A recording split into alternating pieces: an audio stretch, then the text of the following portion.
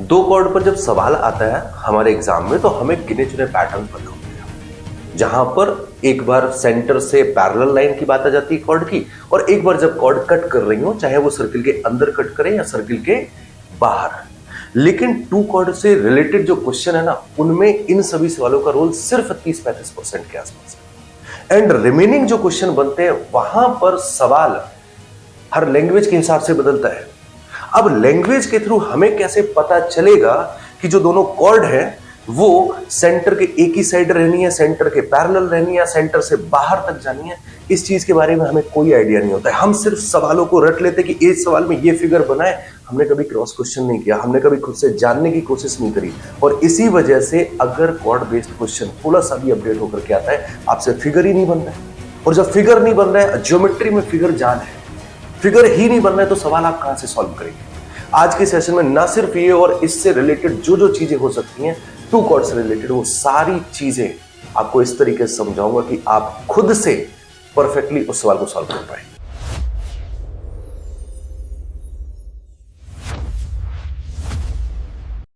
नमस्कार दोस्तों, बहुत बहुत स्वागत है आप सभी का आज के इस सेशन में। आज हम लोग सीखने वाले हैं टू कॉर्ड बेस्ड क्वेश्चन। दो जीवाओं पर जो सवाल आपके ज्योमेट्री टॉपिक से पूछे जाते हैं, उन सभी सवालों को आज हम लोग सीखने वाले हैं। और आज के सेशन में स्पेशल क्या रहने वाला है वो मैं आपको समझा देता हूं। जनरली हमें यह लगता है कि जब दो जीवाओं पर आधारित सवाल हमसे पूछता है एग्जामिनर, तो वहां पर मेनली दो ही तरीके के सवाल आते हैं, ऐसा हमें लगता है। राइट? कौन कौन से सवाल आते हैं मैं वो भी समझा दे रहा हूं।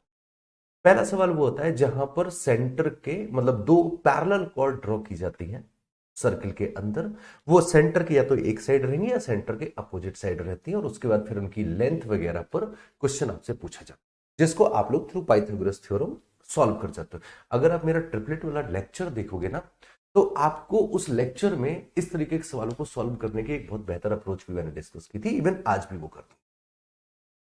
दूसरा हमारे पास सवाल हमें लगता है कि दूसरा क्वेश्चन वो होता है जहां पर दो कॉर्ड है एक दूसरे को कट कर रहे हैं, दो कॉर्ड्स एक दूसरे को कट कर रही हो। अब वो कट चाहे सर्किल के अंदर करें या सर्किल के बाहर करें, जहां पर आपका वो फॉर्मूला बनता है पी ए इंटू पीवी बराबर पीसी इंटू पीडी। राइट? तो यार हमें ये लगता है कि जो दो जीवाओं पर बेस्ड क्वेश्चन है वो इन्हीं दोनों पैटर्न पे आते हैं, बट ऐसा है नहीं। सवाल इनसे कहीं बाहर भी आता है और काफी अच्छे भी आते हैं। पूरे अगर मैं सर्किल टॉपिक से बात करूं तो सबसे मजेदार क्वेश्चन निकल निकल के आते हैं वो दो ही सेगमेंट से आते हैं, एक टू कॉर्ड से आता है, दूसरा टू टेंजेंट से आता है। और आपका आज का टॉपिक है टू कॉर्ड और कल का टॉपिक है टू टेंजेंट। मतलब जितने बेहतरीन क्वेश्चन बन सकते हैं सर्किल सेगमेंट से, वो आपको इन दोनों सेशन में मिल जाएंगे। तो आज हम इनसे अलग भी जो सवाल आपसे दो जीवाओं से रिलेटेड क्वेश्चन से पूछे जाते हैं वो सारे सवाल भी देखेंगे। एंड उस सवालों में सॉल्व करते टाइम आप एक बहुत बड़ी मिस्टेक करते हैं, आपको रियलाइज नहीं हो रहा है, क्योंकि कभी आप फंसे नहीं है। और जब फंसते हैं तो एग्जाम हॉल में जाकर के सीधे फंसते हैं, प्रैक्टिस के दौरान नहीं फंसते। जब टीचर समझा रहा होता है तब आप नहीं फंसते हैं, लेकिन जब मॉक लगाते हैं और जब पेपर देने जाते हैं तो वहां पर कभी कभी सवाल में फंस जाते हैं। और जब फंस जाते हैं उसके बाद भी आपको अपनी गलती का रियलाइज नहीं होता है। आप पता है अपनी गलती को कैसे गिरा, अरे यार इसमें ऐसे फिगर बनाना। मतलब मैं एग्जांपल दे रहा हूं कि जनरली ये होता है कि सपोज दैट कि उन्होंने बोला कि एक व्रत है हमारे पास, उसमें हमने दो जीवाएं ड्रॉ की हैं। तो अगर दो जीवाएं ड्रॉ की हैं तो हमें ये लगता है कि एक सर्किल में दो जीवाएं हैं जो बाहर कहीं मीट कर रही हैं, तो हमने इनका नाम दे दिया, बोले ए बी और सी डी, और ये पी पॉइंट पर मीट कर रही है। फिर उसके बाद एंगल वगैरह पर डिस्कशन होता है सवाल में। आपको समझ में आ गया किस टाइप की चीजों की बात कर रहा हूं। और हमने इस तरीके से इस सवाल को लगाया, लगाते रहे और हमारा आंसर नहीं आ रहा है। फिर क्या करते हैं, बोले जब आंसर नहीं आया, गलत आया, फिर आप उसके सॉल्यूशन को देखते हैं। जब सॉल्यूशन देखते हैं तो सॉल्यूशन में हमें यह पता लगता है कि यार जो कॉर्ड थी वो इस तरीके से नहीं जानी थी, वो कॉर्ड इस तरीके से जानी थी। यहां पर सेंटर इधर पर, बीच में सेंटर के दोनों कॉर्ड इधर साइड है, बट एक्चुअल में यहां पर सेंटर इधर रहेगा और सेंटर के अगर मैं डायमीटर लाइन को मिलाऊं, ये मान के चलो हमारी डायमीटर लाइन है, तो ये हमारा सेंटर है। बोले सर एक्चुअल में दोनों कॉर्ड सेंटर के उधर साइड से जा रही थी और उससे हमारा आंसर आता है। तो पता है हम लोग क्या बोल देते हैं, यार इसमें ये वाला फिगर बनना था। और इतना कह के हम आगे बढ़ जाते। कभी हमने जानने की कोशिश करी कि ये वाला फिगर क्यों नहीं बन सकता था और ये वाला फिगर क्यों बना? ये रियल गेम है आज के समय कि सवाल आप पढ़ो, मैं आपको उस तरीके से समझ दूं कि आप जो भी फिगर बनाओ वही सही होना चाहिए। बस आज के सेशन का मेन टारगेट ये है। कॉर्ड से रिलेटेड वो दो टाइप को, वो तो दोनों टाइप डिस्कस करेंगे, उससे रिलेटेड और जो जो सवाल बनते हैं वो सारा डिस्कस किया जाएगा, टारगेट नंबर 1। और दूसरा और सबसे इंपॉर्टेंट टारगेट की पूरी ज्योमेट्री में मैं कोई भी फिगर बनाऊं, फिगर सिर्फ वही सही होना चाहिए। तो ये सारा कुछ हमारे आज के सेशन का मेन थीम रहने वाला है, जो कि ज्योमेट्री के लिए सबसे इंपॉर्टेंट है, क्योंकि ज्योमेट्री में सबसे ज्यादा जरूरी फिगर होता है। आपको भी पता है ये चीज। फिगर अगर गलत है तो सवाल गलत ही आएगा। जैसे अगर फिगर ये बनना था और आपने ये बना दिया, आंसर गलत ही आएगा। और इसका डेमो मैं एक सवाल से दे भी दूंगा आपको आज के सेशन में। कुछ बोले नहीं, फिगर कोई भी बने चल जाता है, नहीं चल जाता है, कभी कभी चल जाता है, हमेशा नहीं चलता है। तो हमें फिगर सही बनाना है। अब एक ही बार में कैसे सही हमारा फिगर बने वो सिखाऊंगा आज, राइट? तो आज आप ये सारी चीजें सीखने वाले हो। तो फिलहाल मेरे हिसाब से हम लोग चर्चा शुरू करते हैं। एंड मैंने आपको पहले ही बताया था कि हमारी जो सीरीज है जहां पर आप ये चीजें सीख रहे हो, मैंने बोला था टॉप 50 कॉन्सेप्ट ऑफ मैथ, जिसमें आज हम लोग पढ़ने वाले, ये सारे सेशन हो चुके, आज हम लोग पढ़ने वाले हैं 2 कॉर्ड, 2 जीवाओं पर आधारित सवाल। और पूरे सर्किल टॉपिक में सबसे मजेदार सवाल 2 ही सेगमेंट से आते हैं, या तो 2 कॉर्ड से आएंगे या फिर 2 टेंजेंट से आएंगे। आज आप लोग 2 कॉर्ड सीखने वाले हो और कल आपको सिखाया जाएगा 2 tangent from the same point. सबसे बेहतरीन सवाल पूरी ज्योमेट्री में, पूरे सर्किल सेगमेंट में इन्हीं दोनों जगह से आती है, आपको पता ही। तो ये आज का सेशन और कल होने वाला सेशन बहुत मजेदार है और आपके लिए बहुत इंपॉर्टेंट। तो इस तरीके से पूरी 50 लेक्चर्स की सीरीज रहने वाली है आपकी, और बल्कि 50 से ज्यादा ही है, बट हम लोग कवर करेंगे सारा कुछ, ठीक है? तो आज का हमारा टॉपिक है 2 कॉर्ड। तो शुरुआत करते हैं। कॉपी पेन नोट्स वगैरह ले लो और पूरे डेडिकेशन के साथ में लेक्चर देखो, मजे करो। आज बहुत कुछ बढ़िया बढ़िया सिखाने वाले हैं। अब समझिए सबसे बड़ी चीज, कॉर्ड होती क्या है? बोले सर ये हो गया हमारा सर्किल, ये सर्किल की परिधि हो गई, यहां पर हमारे पास सेंटर हो जाएगा। अब इस परिधि पर कहीं पर भी सर 2 पॉइंट लीजिए, इस परिधि पर कहीं पर भी 2 पॉइंट ले लीजिए, और उन दोनों पॉइंटों को मिलाने वाली लाइन को हम कहते हैं कॉर्ड। सर्कमफ्रेंस पर 2 पॉइंट लिए हमने और उन दोनों पॉइंट को मिलाने वाली लाइन को हम कहते हैं कॉर्ड। अच्छा, ये पॉइंट यार इस तरीके से, क्या ऐसे भी तो हो सकते हैं कि अगर हम एक पॉइंट इधर पर ले, एक पॉइंट इधर पर ले, तो क्या हमारा ये भी हो सकता है कॉर्ड? बोले बिल्कुल हो सकता है। क्या हमारी ये भी कॉर्ड है? बोले बिल्कुल ये कॉर्ड है, बिल्कुल ये जीवा है। लेकिन अगर मैं गौर से देखूं तो यार ये हमारा डायमीटर भी तो है। तो अगर हम पूछे आपसे कि डायमीटर भी क्या एक कॉर्ड होता है? बोले बिल्कुल होता है, डायमीटर भी एक जीवा होती है और सर्किल के अंदर ड्रॉ की जा सकने वाली सबसे बड़ी जीवा। एक सर्किल के अंदर डायमीटर, इससे बड़ी कोई जीवा नहीं करो, क्योंकि अगर नीचे आओगे तो घटना शुरू हो जाएगी डिस्टेंस, ऊपर जाएंगे तो घटना शुरू हो जाएगी डिस्टेंस, लेंथ। तो इसका मतलब जो सबसे लंबी जीवा होती है एक सर्किल की, वो उसका व्यास होता है डायमीटर। तो हम लोग समझ पाए कॉर्ड क्या होता है। अब कॉर्ड से रिलेटेड 1-2 बेसिक थ्योरम्स जानना जरूरी है, क्योंकि काम वहीं से निकलेगा। बेसिक थ्योरम सर्किल की क्या है? जैसे अगर मैं आपसे बोलूं कि ये हमारे पास एक सर्किल है और हमने यहां पर एक कॉर्ड ड्रॉ की, नाम हमने दे दिया ए बी, नाम हमने दे दिया ए बी। अब इसके बाद ये इसका सेंटर ओ है, और अगर मैं सेंटर ओ से परपेंडिकुलर ड्रॉ करूं, मैं सेंटर ओ से अगर परपेंडिकुलर ड्रॉ कर दूं, तो मेरे भाई ये कॉर्ड को आधा आधा काटता है, ये आपको पता होगा, राइट? और ये जो आपका कॉन्सेप्ट होता है ये आपका वाइस वर्सा में चलता है।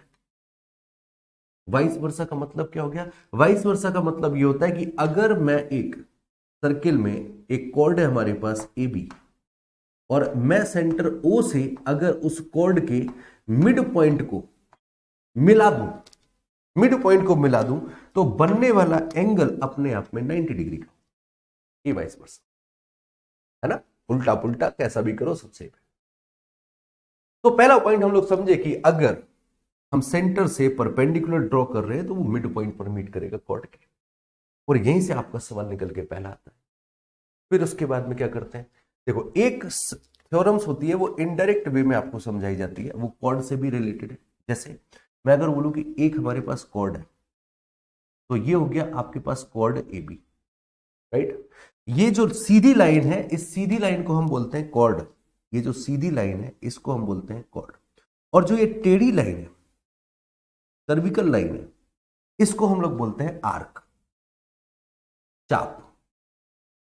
तो थ्योरम हमने ये पढ़ी है कि चाप द्वारा, एक चाप के दो पॉइंट द्वारा, जो पॉइंट ए बी है, उससे हम सरकमफ्रेंस पर कितने भी एंगल बनाते रहे, सरकमफ्रेंस पर हम कितने भी एंगल बनाते रहे, वो सब के सब एंगल बराबर होंगे। यस और नो? यार अगर हम चाप बोल सकते हैं ए बी, तो क्या हम कॉर्ड ए बी नहीं बोल सकते? यस और नो? तो ये दूसरा पॉइंट आपके लिए जरूरी है। दो पॉइंट अभी हम लोगों ने सीखे और समझे, करेक्ट है। अब जरा यहां से मेरी बात को समझिएगा, मैं आपको धीमे धीमे करके एक एक कॉन्सेप्ट समझाऊंगा, जिससे कि आप ना तो कभी कंफ्यूज हो और ना ही आपकी चीजें गलत हो। तो आज का सेशन थोड़ा सा स्लो वे में चलेगा, स्टार्टिंग थोड़ी सी स्लो होगी। आपको लग रहा होगा सर यहां पर टाइम क्यों दे रहे हो? नहीं, जरूरी है इसलिए दे रहा हूं मैं। बहुत सी चीजें ऐसी होती है, मैं एक बात हमेशा कहता हूं, मैथमेटिक्स या कोई भी कॉम्पिटिटिव एग्जाम की तैयारी कर ले तो इंटरेस्ट के लिए मत, क्योंकि एग्जाम में जो आपके लिए इंटरेस्ट का सेक्शन होता है वो भी पूछा जाता है, और जिस सेक्शन से आप बोर होते हैं वो भी आपसे पूछा जाता है। और अगर आपने बोर होने वाले सेक्शन पे टाइम नहीं दिया तो मेरे भाई आप उसे अटेम्प्ट नहीं कर पाएंगे और फिर आप सिलेक्शन से बाहर। तो यहां पर प्रायोरिटी हमारी ये कि भाई हमें जो जो जरूरी है वो सीखना है, चाहे उसमें हमें इंटरेस्ट आए, चाहे हम उसमें बोर हो रहे हो तो हम इंटरेस्ट जगाएंगे उसमें, बट सीखेंगे जरूर।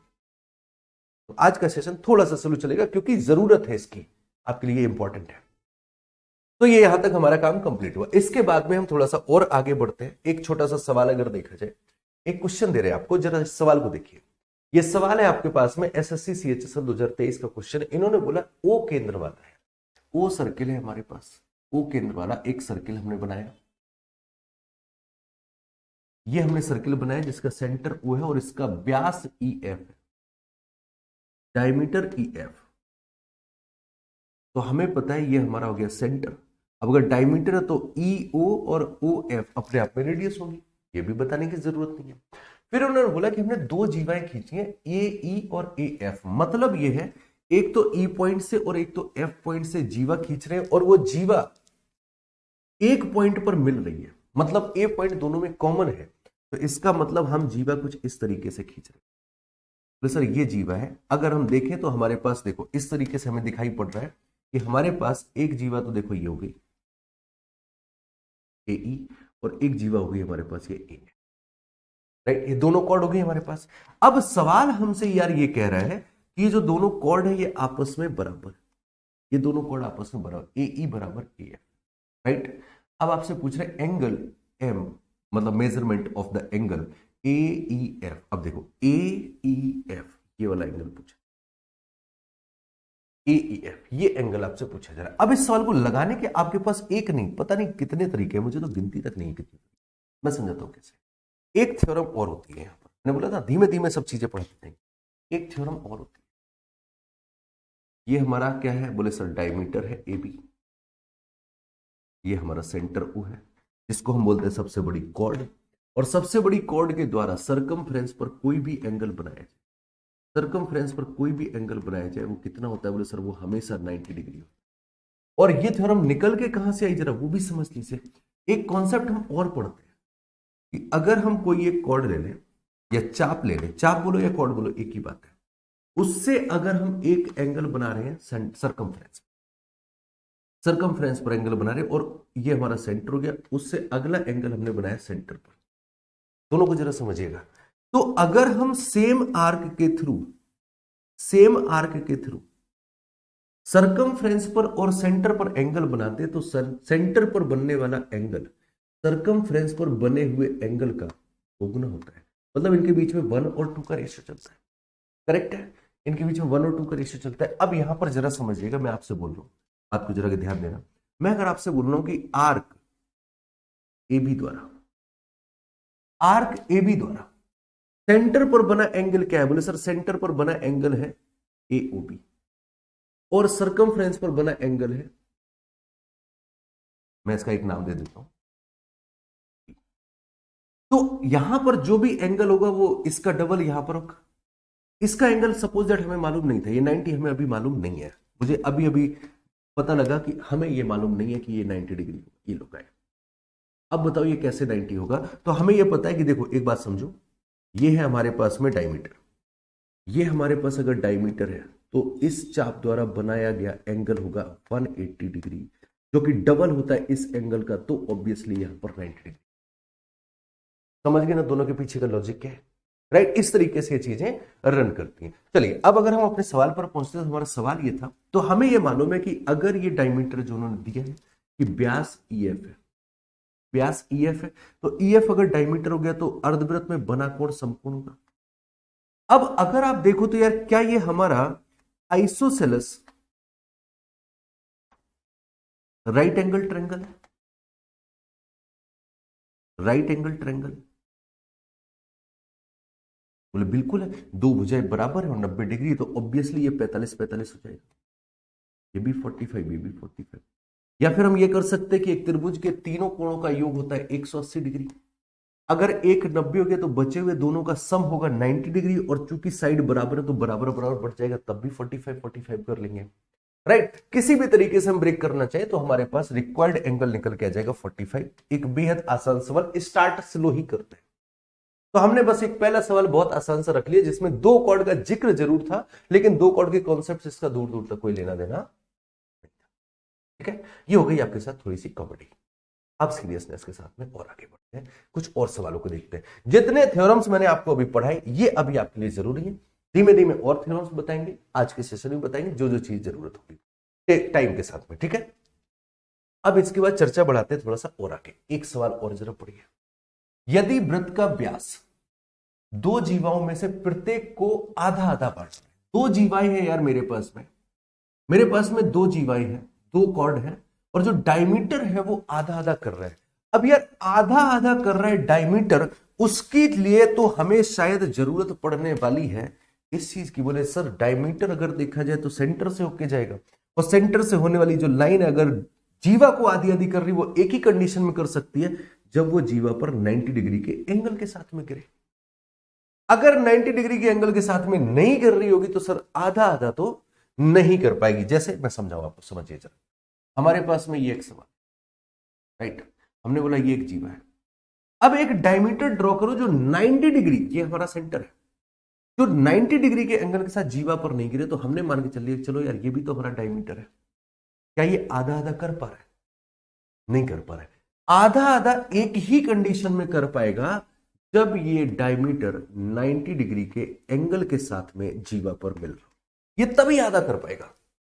इसका मतलब ये हो गया कि यार हमें जो कॉर्ड और डायमीटर के बीच का रिलेशन बनाना है, वो परपेंडिकुलर रिलेशन बनाना है, वो 90 डिग्री का बनना चाहिए। तो यार हमने यहां से अपना कार्यक्रम शुरू किया, हमने कहा एक सर्किल पकड़ो, ये आया। अब इस सर्किल में हमने एक जीवा खींची, एक जीवा खींची। बोले जीवा बाद में खींचेगा ना, पहले डायमीटर खींचो, क्योंकि असली काम तो वहां से है। तो ये हमने खींचा डायमीटर, ये हमारा हो गया डायमीटर, नाम हमने दे दिया AB, ये हो गया डायमीटर। ठीक है, अब यार अगर हमें दो कॉर्ड ड्रॉ करनी है जिसे ये डायमीटर आधा आधा करे, तो वो कॉर्ड इसके साथ में 90 डिग्री का एंगल बनाना चाहिए। वो कॉर्ड हम चाहे तो सेंटर के एक ही साइड रखते हैं, चाहे सेंटर के अपोजिट साइड रखें, कोई भी अगर कॉर्ड को अगर हमें आधा आधा करवाना है इस डायमीटर से, तो हमारे पास एक ही तरीका है कि वो एंगल 90 डिग्री का बनना चाहिए। और अगर 90 डिग्री का एंगल बना रहे हैं तो पहली चीज तो देखने में ही लाइनें पैरेलल दिख रही, दोनों कॉर्ड है। और अगर नहीं भी, अगर ऐसे देखना है, बोले नहीं हमें नहीं देखना है, तो आप ऐसे देखो कि दो लाइनें जब जा रही हो और एक तीसरी तिर्यक लाइन उन्हें काटे, और अगर उनके संगत कोण बराबर हो जाए, इसका मतलब वो लाइनें पैरेलल होती हैं, राइट। तो एट द एंड इन्होंने पूछा कि वो दोनों जीवाओं के बारे में रिलेशन क्या है, तो इन्होंने पूछा क्या वो दोनों जीवाएं 90 डिग्री पर काटेंगी? भाई पैरेलल लाइन एक दूसरे को कभी कट नहीं करती हैं। पैरेलल लाइन को हम चाहे नीचे भी कितना बढ़ाते रहे, चाहे ऊपर भी कितना बढ़ाते रहे, वो कभी एक दूसरे को कट नहीं कर सकती हैं। तो इंटरसेक्ट वाले तो यार गायब कर दो। तो तीन तो पहले ही हट गए। वो क्या वो लाइनें एक दूसरे के पैरेलल हो? बोले बिल्कुल पैरेलल है, ऑप्शन बी करेक्ट। और इसको हमने कैसे सॉल्व कर पाया? बोले हमारी वो थ्योरम थी कि जो सेंटर से डाला गया परपेंडिकुलर कॉर्ड को आधा आधा करता है, या फिर कॉर्ड के मिड पॉइंट को अगर हमें टच करना है तो हमें सेंटर से परपेंडिकुलर ड्रॉ करना पड़ेगा। आई होप पॉइंट क्लियर हो गया। अब यहीं से आपका एक अगला और इंपॉर्टेंट सवाल निकल के आता है, जो आपने बहुत अच्छे से सीखा हुआ है, बट आज उसके लिए थोड़ी सी एक्स्ट्रा चर्चा करेंगे हम लोग। सवाल निकल के आता है आपके लिए कि एक वृत्त की दो समांतर जीवाएं, पैरेलल कॉर्ड है, एक वृत्त में दो पैरेलल कॉर्ड है, समांतर जीवाएं है, लंबाई दे रखी है 10 सेंटीमीटर और 24 सेंटीमीटर, केंद्र के अपोजिट डायरेक्शन में, केंद्र के अपोजिट डायरेक्शन में, छोटी जीवा केंद्र से 12 सेंटीमीटर दूर है, तो दोनों जीवाओं के बीच की दूरी बताइए।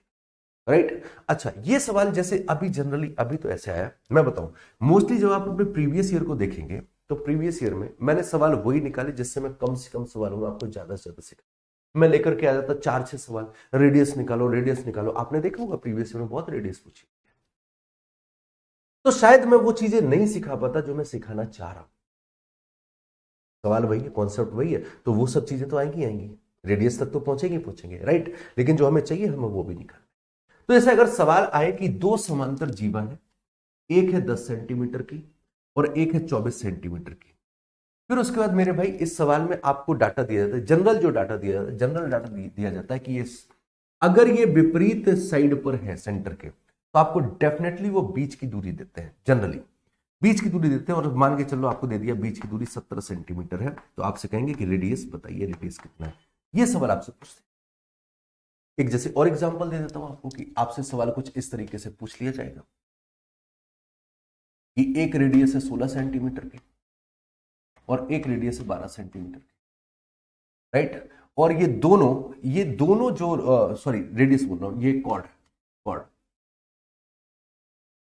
और ये दोनों कॉर्ड सेंटर के सेम साइड पर, सेम साइड, समझिएगा जो मैं सिखाना चाह रहा हूं, टाइम लगेगा आज के सेशन में क्योंकि आप बहुत काम की चीजें आज सीखोगे, राइट, ये दोनों कॉर्ड सेंटर के सेम साइड पर है, एक ही डायरेक्शन में, बस, और आपसे कहा जाएगा कि इनके बीच की दूरी, डिस्टेंस बिटवीन,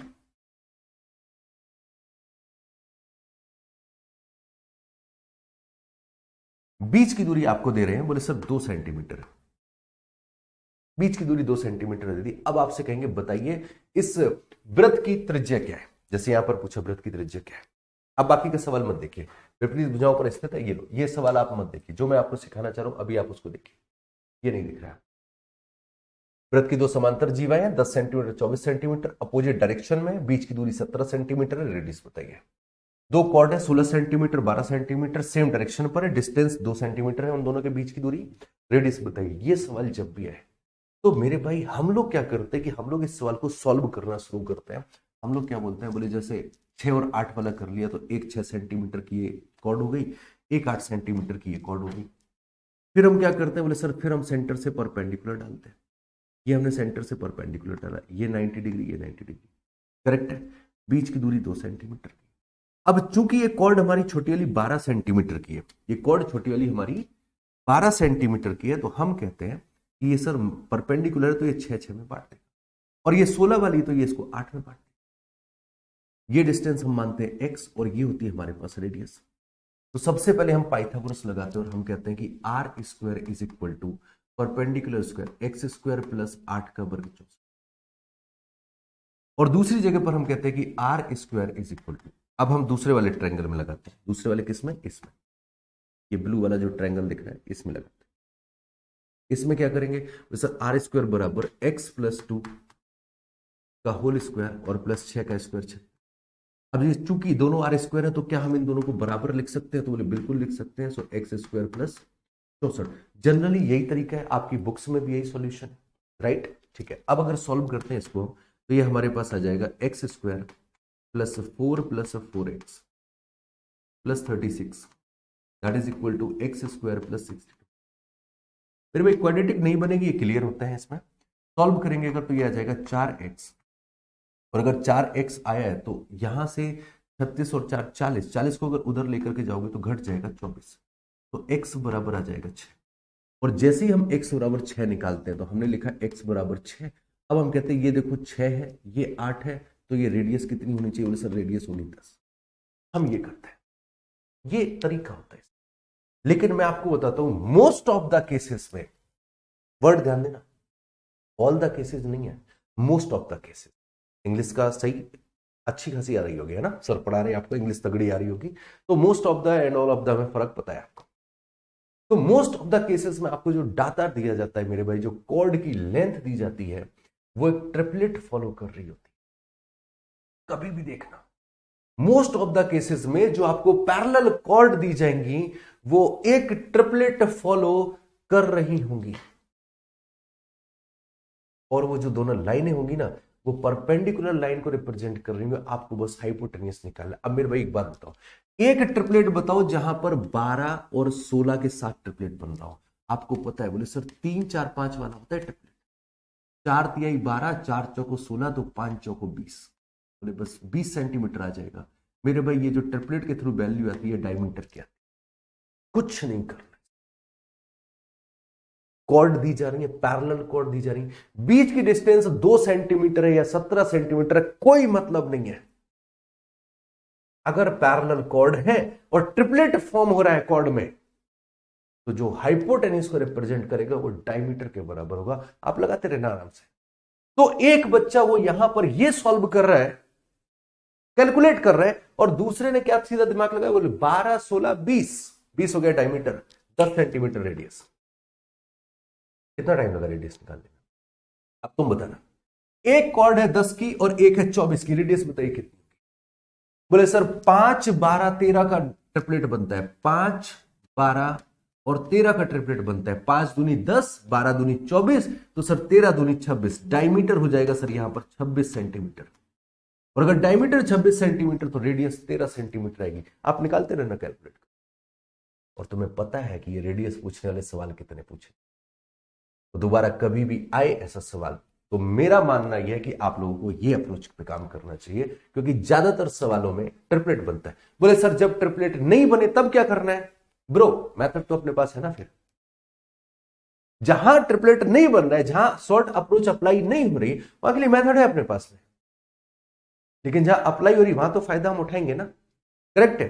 तो चलिए एक कॉन्सेप्ट आप समझ पाइए। अब फिलहाल हम लोग देखते हैं कि हमारा ये सवाल क्या था। अब हम लोग अपने इस सवाल को देखते हैं। मैं इसको कॉपी मार दे रहा हूं, ये लीजिए। तो ये आपके पास सीट में बना भी रहेगा, आपके नोट्स अच्छे बनते रहेंगे। देखिए मैं जितना अपनी साइड से कर सकता हूं मैं उससे ज्यादा करने की कोशिश करता हूं आप सबकी, और उसका आउटपुट आपको दिख भी रहा होगा, है ना। और जो भी और चीज कर पाऊंगा, मेहनत खूब कर रहा हूं, खूब मेहनत कर रहा हूं, क्योंकि टारगेट एक ही है यार। इस बार रिजल्ट बदलना है, वो बदलेंगे यार, है ना। अब देखो सवाल क्या है। बोले सर एक वृत्त की 2 समांतर जीवाएं 10 सेंटीमीटर और 24 सेंटीमीटर। जैसे ही उन्होंने बोला 2 समांतर जीवाएं 10 सेंटीमीटर और 24 सेंटीमीटर, हमने सवाल आगे पढ़ा ही नहीं। हमने सबसे पहले लगाया 10 24, तो सर डायमीटर 26, और अगर डायमीटर 26 तो रेडियस 13। ये हमारा सबसे पहले का कार्यक्रम सेट। फिर उन्होंने बोला ये जीवाएं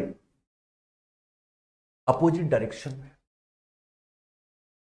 अपोजिट डायरेक्शन में, तो एक है हमारे पास में 10 सेंटीमीटर की जीवा, ये हो गई, और दूसरी हमारे पास 24 सेंटीमीटर की जीवा, ये हो गई। ये हमारा हो गया सेंटर, राइट।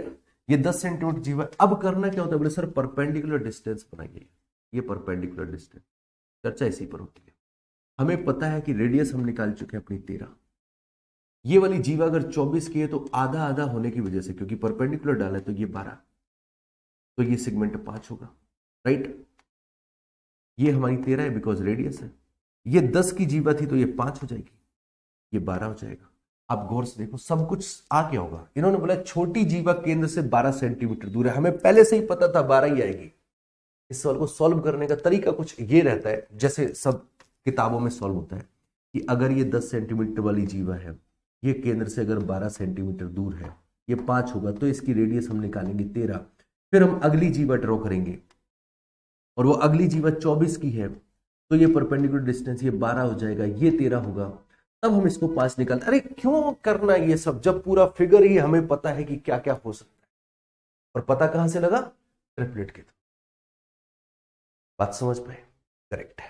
चलिए, तो हमें से पूछा जा रहा है कि दोनों जीवाओं के बीच की दूरी बताइए। अब मैं यहां पर एक चीज ये समझाऊंगा, 2022 से पहले तक एग्जामिनर इस टाइप के सवाल में ज्यादातर रेडियस ही पूछता था, और बच्चों ने इसकी ऐसी ऐसी अप्रोच बनाई और रेडियस इतनी जल्दी जल्दी निकाली कि एग्जामिनर को सोचना पड़ गया।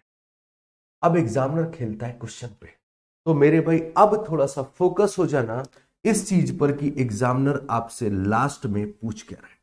क्योंकि अब ये लास्ट में जो पूछ रहे हैं उसको चेंज करता है और हम वहां पर जल्दबाजी में गलती कर सकते हैं। दिखाऊंगा कैसे।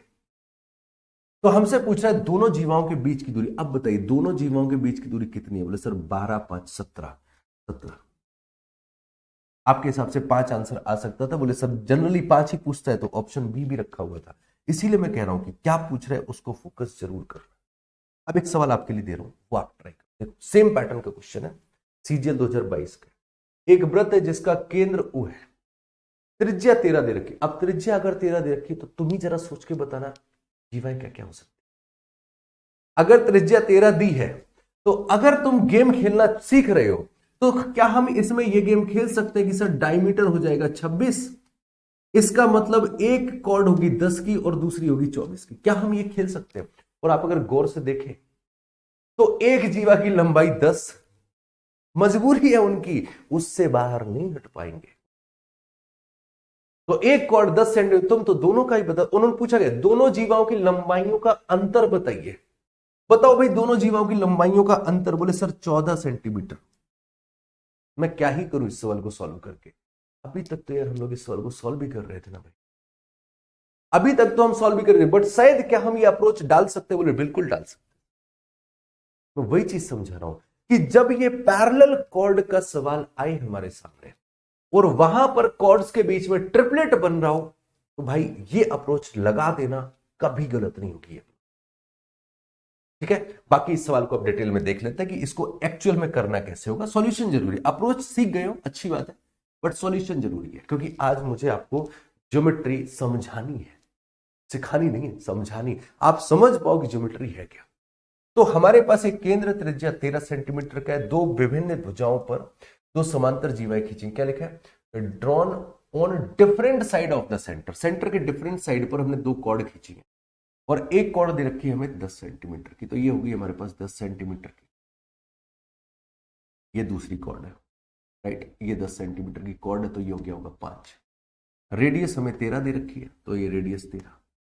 तो रेडियस जब हमें 13 दे रखी है तो इसका मतलब ये हो गया कि ये वाली डिस्टेंस 12 होगी, क्योंकि परपेंडिकुलर डिस्टेंस हम निकालते हैं हमेशा, राइट। अच्छा, इन्होंने बोला है दोनों जीवाओं के बीच की दूरी 17 है। एग्जामिनर हमसे ये बोल रहा है कि दोनों जीवाओं के बीच की दूरी, ये डिस्टेंस 17 है, जिसमें से हमने ये जस्टिफाई कर लिया कि सर ये वाली डिस्टेंस तो देखो 12 है। अब पूरी अगर 17 है तो ये 5 होनी चाहिए। रेडियस कितनी होगी? सर रेडियस 13 ही रहेगी। अब ये 13 ही, ये 5 है तो थ्रू ट्रिपलेट ही हो जाएगा 12। तो 12 हो गया तो हमारी पूरी कॉर्ड आ गई 24 की। ये वाली कॉर्ड हमारी 10 की थी। एक कॉर्ड हमारे पास 10 सेंटीमीटर की थी, एक कॉर्ड हमारे पास 24 सेंटीमीटर की थी। एग्जामिनर हमसे पूछ रहा है दोनों कॉर्ड के बीच का डिफरेंस बताइए। आंसर 14। आप गौर से देखो, जो आप कर रहे हो वही तो हमने शॉर्ट में कर लिया था, सिर्फ ऑब्जर्व करके। तो ये कुछ एनालिसिस होते हैं, कुछ तरीके होते हैं जो काम करते हैं। एक अगला सवाल देखो। अब जैसे सवाल आपने देखा, नजर ही डाली, ऑप्शन ने जो हालत खराब करी है, मुझे जरा एक बात बताओ, क्या यहां पर ट्रिपलेट लग रहा होगा? तो आपके मन में सीधा आएगा, बोले गुरुजी अगर ट्रिपलेट लग रहा होता तो ये रूट फूट नहीं लगे होते। मेरी बात समझ में? बोले सर ट्रिपलेट नहीं लग रहा है। 3 सेंटीमीटर त्रिज्या वाले एक वृत्त में 2 सेंटीमीटर और 3 सेंटीमीटर लंबाई की दो जीवा व्यास के एक ही तरफ स्थित, राइट। व्यास के एक ही तरफ स्थित है। दोनों जीवाओं के बीच की परपेंडिकुलर डिस्टेंस बताइए। अब अगर दो जीवाएं हैं व्यास के एक ही साइड पर स्थित है, बनाइए भाई। एक सर्किल हो गया, एक कॉर्ड ये हो गई हमारे पास, एक कॉर्ड ये हो गई और ये हो गया हमारा सेंटर। रेडियस 3 सेंटीमीटर है भाई। ये पूरी जीवा अगर 3 सेंटीमीटर की थी, मैं पूरा नहीं बना रहा हूं, मैं अपने काम की चीजें बना रहा हूं। ये परपेंडिकुलर डाला, मैं सिर्फ अभी इतना खेलूंगा, ये मिड पॉइंट पर बांटेगा जाकर।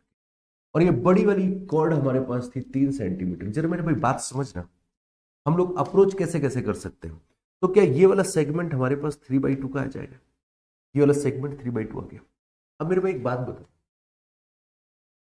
मुझे जरा हाइपोटेनियस और इस बेस के बीच का रेशियो बताइए कितना है। आप लोगों सर रेशियो 2 है 1 है, तो समझदार के लिए सारा काफी। अगर ये 1 और 2 होता है तो आपको पता है सर ये वाली साइड √3 होती है, वो 30-60-90 वाला रेशियो मैंने कल भी सिखाया था। एंगल भी निकाल सकते हैं हम लोग, तो यहाँ पे फिलहाल जरूरत नहीं है। लेकिन क्या हम इस सवाल को रेशियो से ब्रेक कर सकते? तो कर लेते सर, और जल्दी हो जाएगा। बाकी अगर हम चाहें तो हम पाइथागोरस से भी कर सकते हैं कि हाइपोटेनस का वर्ग बराबर perpendicular square plus base square. But अगर हमारा रेशियो लग रहा है तो और सोने पे सुहागा है ना। तो हमने रेशियो को अप्लाई करते हुए हमने बोला कि अगर 1 बराबर 3/2 है तो √3 बराबर ये हो जाएगा 3√3 डिवाइडेड बाई 2। ये डिस्टेंस हमने निकाली, नाम हम दे देते हैं ओ, ये ए बी, और ये हमने नाम दे दिया पी। ये नाम हमने दे दिया पी। करेक्ट है। अच्छा, अब हम आगे बढ़ते हैं। हमने कहा दूसरी वाली 2 सेंटीमीटर की है, तो दूसरी वाली अगर 2 सेंटीमीटर की है, मैं डॉट डॉट करके मिला रहा हूं जरा, जिससे आपको क्लियरली समझ में आए। ये भी सर 90 डिग्री पर जाएगी। ये अगर 90 डिग्री पर जा रही तो ये 1 सेंटीमीटर हो जाएगा। अब जरा रेड वाले को देखिए, रेड वाले को, रेड वाले को। मुझे ये बताइए, मैंने इसका नाम दे दिया एम सी। अगर आप देखें तो ये रेड वाला हाइपोटेन्यूस 3 है, ये हाइपोटेन्यूस 3 है, ये बेस 1 है, तो क्या हम ओ एम बराबर निकाल सकते हैं? आप कहोगे सर ओ एम का वर्ग यहां से आ जाएगा, 1 का वर्ग 1 प्लस ओ एम का वर्ग बराबर रेडियस का वर्ग 9, तो क्या ओ एम स्क्वायर बराबर आ जाएगा 8, तो ओ एम की वैल्यू आ जाएगी 2√2। बोलो यस और। मतलब मेरे भाई, मेरे पास ओ एम बराबर आया पूरा 2√2, और ये ओपी बराबर हमने निकाला है 3√3/2। उन्होंने हमसे पूछा है दोनों जीवाओं के बीच की डिस्टेंस, वो आपसे ये बची हुई डिस्टेंस जानना चाहिए, तो क्या करेंगे, पूरे में से ऊपर वाला घटा दो। So required value of P M, बीच की डिस्टेंस हमसे पूछी जा रही है, तो 2√2 में से हमें 3√3 डिवाइडेड बाई 2 को घटा देना है। एलसीएम अगर ले लेते हैं ये जाएगा 4√2 माइनस 3√3 होल डिवाइडेड बाई 2। कोई ऑप्शन है? 4√2 minus 3√3 whole divided by 2 option second correct है। तो जब ऐसी वैल्यूज आ जाए जहां पर ट्रिपलेटर नहीं लग रहा है, तो वहां पर हमें सॉल्व करना पड़ेगा, और जब ऐसी वैल्यू दी जाए तो मुझे समझ में आता है कि यार सॉल्व करना बनता है। अब ये सवाल पेपर का ही है, और अगर ऐसी वैल्यू दे रखी है तो सॉल्व करना समझ में आता है, लेकिन अगर ट्रिपलेट बेस्ड सवाल दे रखा है तो सॉल्व करना मुझे कहीं ना कहीं बेवकूफी लगती है, क्योंकि जहां हम टाइम बचा सकते हैं वहां हमें टाइम बचाना चाहिए। तो आपका पहला सेगमेंट कवर हो गया कि जब पैरेलल कॉर्ड की चर्चा की जाए या परपेंडिकुलर ड्रॉ किया जा रहा हो कॉर्ड पर, तो उससे रिलेटेड जो कॉन्सेप्ट हो सकते हैं वो हमारे कवर हो गए। क्लियर है? चलिए अब हम लोग बढ़ते हैं अगले सेगमेंट। इसके बाद और कोई सवाल है ऐसा कुछ? नहीं, इसके बाद अगला सेगमेंट आता है। अगला सेगमेंट आता है कॉर्ड मीटिंग। अब कॉर्ड मीटिंग में हमने 3 थ्योरम पढ़ी है, मैं 4 पढ़ा है ना, एक अपना स्पेशल केस चलता ही है। तो जैसे अगर मैंने बोला कि एक कॉर्ड हमारे पास ए बी है और एक कॉर्ड हमारे पास सी डी है, ये हमारे पास ए बी हो गया, ये हमारे पास सी डी हो गया। जब हमने एंगल बाइसेक्टर थ्योरम पढ़ाया था तो हमने वहां पर आपको समझाया था कि ये मीटिंग पॉइंट का रोल ही अलग होता है ना। और रिजल्ट हमने यहां से क्या बताया था, बोले यहां से ही हो जाता है, आपको भी पता होगा। बोले सर यहां से एक कॉर्ड का पहला टुकड़ा एपी और दूसरा टुकड़ा बीपी, इन दोनों का गुणा कर दीजिए, और ये बराबर होगा दूसरे कॉर्ड के टुकड़े सीपी और पीडी के।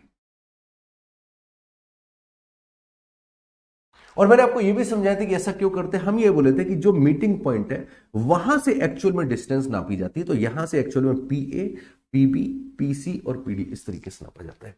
जब ये कॉर्ड अंदर कट कर रही हो, अगर ये कॉर्ड बाहर कट कर रही, एक कॉर्ड ये गई, एक कॉर्ड ये गई, नाम फिर से वही दे दिया हमने, ए बी पी। तो फिर से वही चीज आ जाती है कि हम यहां पर मीटिंग पॉइंट से नापते हैं कि पहले हमने नापा पी ए, यही वाला थ्योरम आएगा, फिर हम नापेंगे मीटिंग पॉइंट से पीबी की डिस्टेंस, इसी तरीके से पीसी इंटू पीडी कर। और एक इससे रिलेटेड और कॉन्सेप्ट निकल के आता है, और वो कॉन्सेप्ट है भाई इस तरीके से कि अगर एक कॉर्ड है और अगर एक टेंजेंट है, ये पी हो गया, ये बी हो गया, ये ए हो जाएगा, और ये टेंजेंट टी पॉइंट पर जा रही, तो यहां पर हमारे पास रूल आ जाता है कि पी ए इंटू पीबी बराबर होता है पीटी स्क्वायर, टेंजेंट का स्क्वायर। अब मेरा यहां से अगला एक आखिरी मुद्दा हो रहा था जिस पर एग्जामिनर ने पिछले कुछ सालों में सवाल पूछे भी है। मेरा कंसर्न ये आता है कि ये अगर टेंजेंट है इस तरीके, नाम वही है ए बी पी, ये टेंजेंट ड्रॉ है नाम। मुझे एक बात बताइए कि अगर स्पर्श रेखा, कल हम ये टेंजेंट पर चर्चा करेंगे, अगर स्पर्श रेखा, ये स्पर्श रेखा है, इतना तो आपको पता होगा, मैं सेंटर से स्पर्श पॉइंट को मिलाऊं, मीटिंग पॉइंट को मिलाऊं, एंगल कितना बनता है हमेशा 90 डिग्री, राइट। तो यार ये अगर स्पर्श रेखा है और अगर इस स्पर्श रेखा को मैं सेंटर से मिलाऊं, तो पहली चीज तो सेंटर से मिलाया तो ये रेडियस होगी, और दूसरी चीज ये एंगल कितना बनाएगा, बोले सर ये एंगल बनाएगा 90 डिग्री। क्या मेरी बात समझ में? मैं क्या समझाना चाह रहा हूं? अगली बात, अगर मैं इस सेंटर को उस मीटिंग पॉइंट P से मिलाऊं,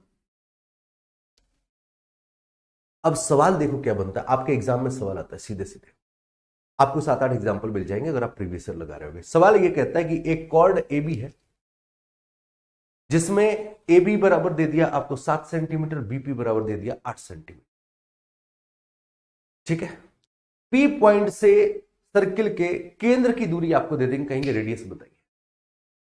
तो वहां पर आप क्या कर सकते हो, बोले सर वहां पर देखो एक थ्योरम तो हमारे पास ये है कि PT स्क्वायर बराबर PA इंटू PB, और दूसरी थ्योरम हमारे पास ये निकल के आ सकती है सर कि अगर मैं अपने इस ट्रायंगल में देखूं,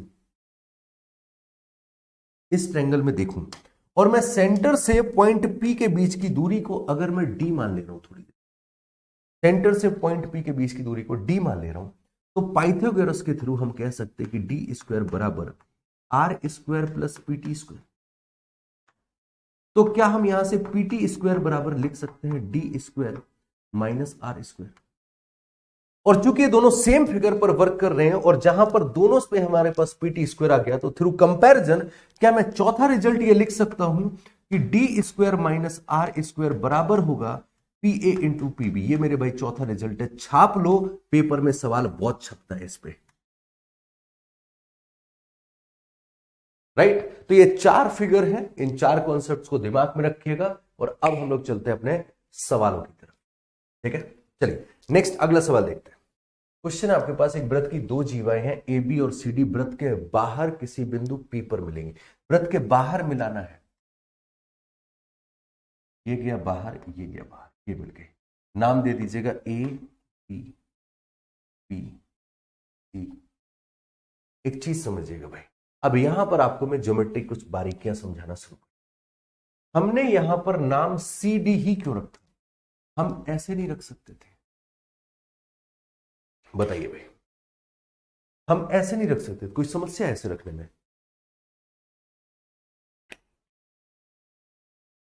है समस्या, क्योंकि वो हमसे कह रहे कि हमने जीवा AB और CD को बाहर बिंदु P पर मिलाया है। AB का मतलब ये होता है, ज्योमेट्री में एक एक शब्द का फर्क पड़ता है। AB का मतलब ये होता है कि A से उठाइए, B की तरफ चलिए और ये आगे बढ़ेगा। और अगर हम ऐसी CD खींचते तो CD का मतलब ये होता है C से उठाइए और D की तरफ चलिए और इधर कहीं मिलाइए जाकर। अब आप बोलो कि ये वाली लाइन इधर बढ़ रही है, ये वाली लाइन यहां से इधर बढ़ रही है, क्या ये कहीं मिलेंगी? कहीं नहीं मिलेंगी, क्योंकि ये बढ़ C से रही है, ये इधर साइड बढ़ ही नहीं सकती है। ये इधर से इधर साइड जा रही है, ये इधर से इधर साइड जा रही है, क्या ये कभी मिलेंगी रेड लाइन? बोले सर कभी नहीं मिल सकती। इसलिए मैंने क्या बोला कि भाई नाम बड़ा इंपॉर्टेंट है यहां पर, इसलिए हमारे पास में जरूरत हमें फंसी कि यार इसको हमें C रखना है, इसको D रखना है, तभी हम जब C से D को मिलाएंगे, A से B को मिलाएंगे, तब ये आगे P पॉइंट पर, क्योंकि ये तो तुम्हें फिगर पता था। अब इन सब चीजों का आगे नए सवालों में यूज कैसे होगा वो आप देखिए। अब सवाल को आगे बढ़ाते हैं। मतलब मेजरमेंट ऑफ AP, ये पूरा इन्होंने दे दिया है 200 mm।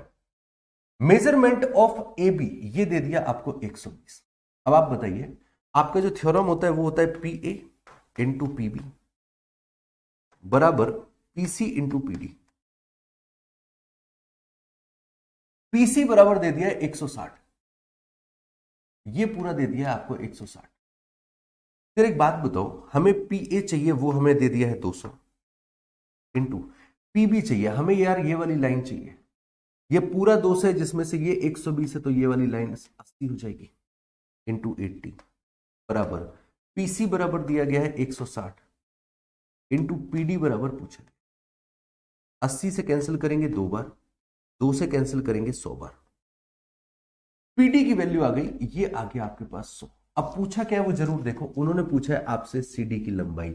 अब मेरे भाई आप ही बताइए कि अगर पूरा 160 का है जिसमें से ये 100 है, तो ये वाला सेगमेंट कितना हो जाएगा? आप कहेंगे सर पूरे 160 में से 100 घटा दीजिए, ये वाला सेगमेंट 60 हो जाएगा। रिक्वायर्ड आंसर ऑप्शन और अगर ऐसे करके चीजों को नहीं देख रहे हो तो जैसे 100 आया था ऑप्शन ए भी लगा सकते हैं, इवन कई बच्चे लगा भी देते हैं। तो मैं ये चीज हमेशा बोलता हूं कि पूछ कह रहे हैं उसको जरूर देखिएगा। जब आप मूक लगा रहे हो स्पीड में तो कई बार ये पॉइंट हमसे स्किप होता है, इसकी प्रैक्टिस करनी पड़ेगी भाई। और जो मूक लगाते होंगे उनको पता है कि यार ये हाँ सर ये गलती होती है, तो उसकी प्रैक्टिस जब आप आज से रोज आदत डालोगे तब आप बना पाओगे, 1-2 दिन में नहीं बनेगी इसके। तो क्या पूछ रहे हैं इसको जरूर देखना गौर से। एक अगला सवाल, अब इसमें तो फिगर ही दे दिया सामने से, तो हमें ज्यादा कुछ सोच विचार करना नहीं है, फिगर दे दिया तो इसका मतलब आधा सवाल एग्जामिनर ने खुद कर। ठीक है, क्या दे रखा है, आकृति में ओ वृत्त का केंद्र है, ओके, इसकी दो जीवाएं ए बी और सी डी बिंदु पी पर भीतर एक दूसरे को काट रही हैं। ए बी बराबर 20 है पूरा, ए बी बराबर पूरा 20 है, पी बी बराबर ये हो गया 12। अगर यार ये पी बी बराबर 12 है और ए बी पूरा 20 है तो क्या ये ए पी बराबर 8 हो जाएगा? क्या ये एपी बराबर 8 हो गया? बोले बिल्कुल। अच्छा, सीपी बराबर 8 दे रखा है, ये भी 8 दे रखा है। अब हम कर क्या सकते हैं? बोले सर वही काम कर सकते हैं कि P A into P B बराबर P C into P D. P A की वैल्यू 8 है, पीबी की वैल्यू 12 है, पीसी की वैल्यू 8 है, तो सर पीडी की वैल्यू भी 12 आ जाएगी। बोलो यस और नो। उन्होंने पूछा पीडी का माप ज्ञात कीजिए, तो पीडी का माप आ गया 12, ऑप्शन करेक्ट। आसान सवाल। एक और सवाल लगा लो, बस बात करते हैं।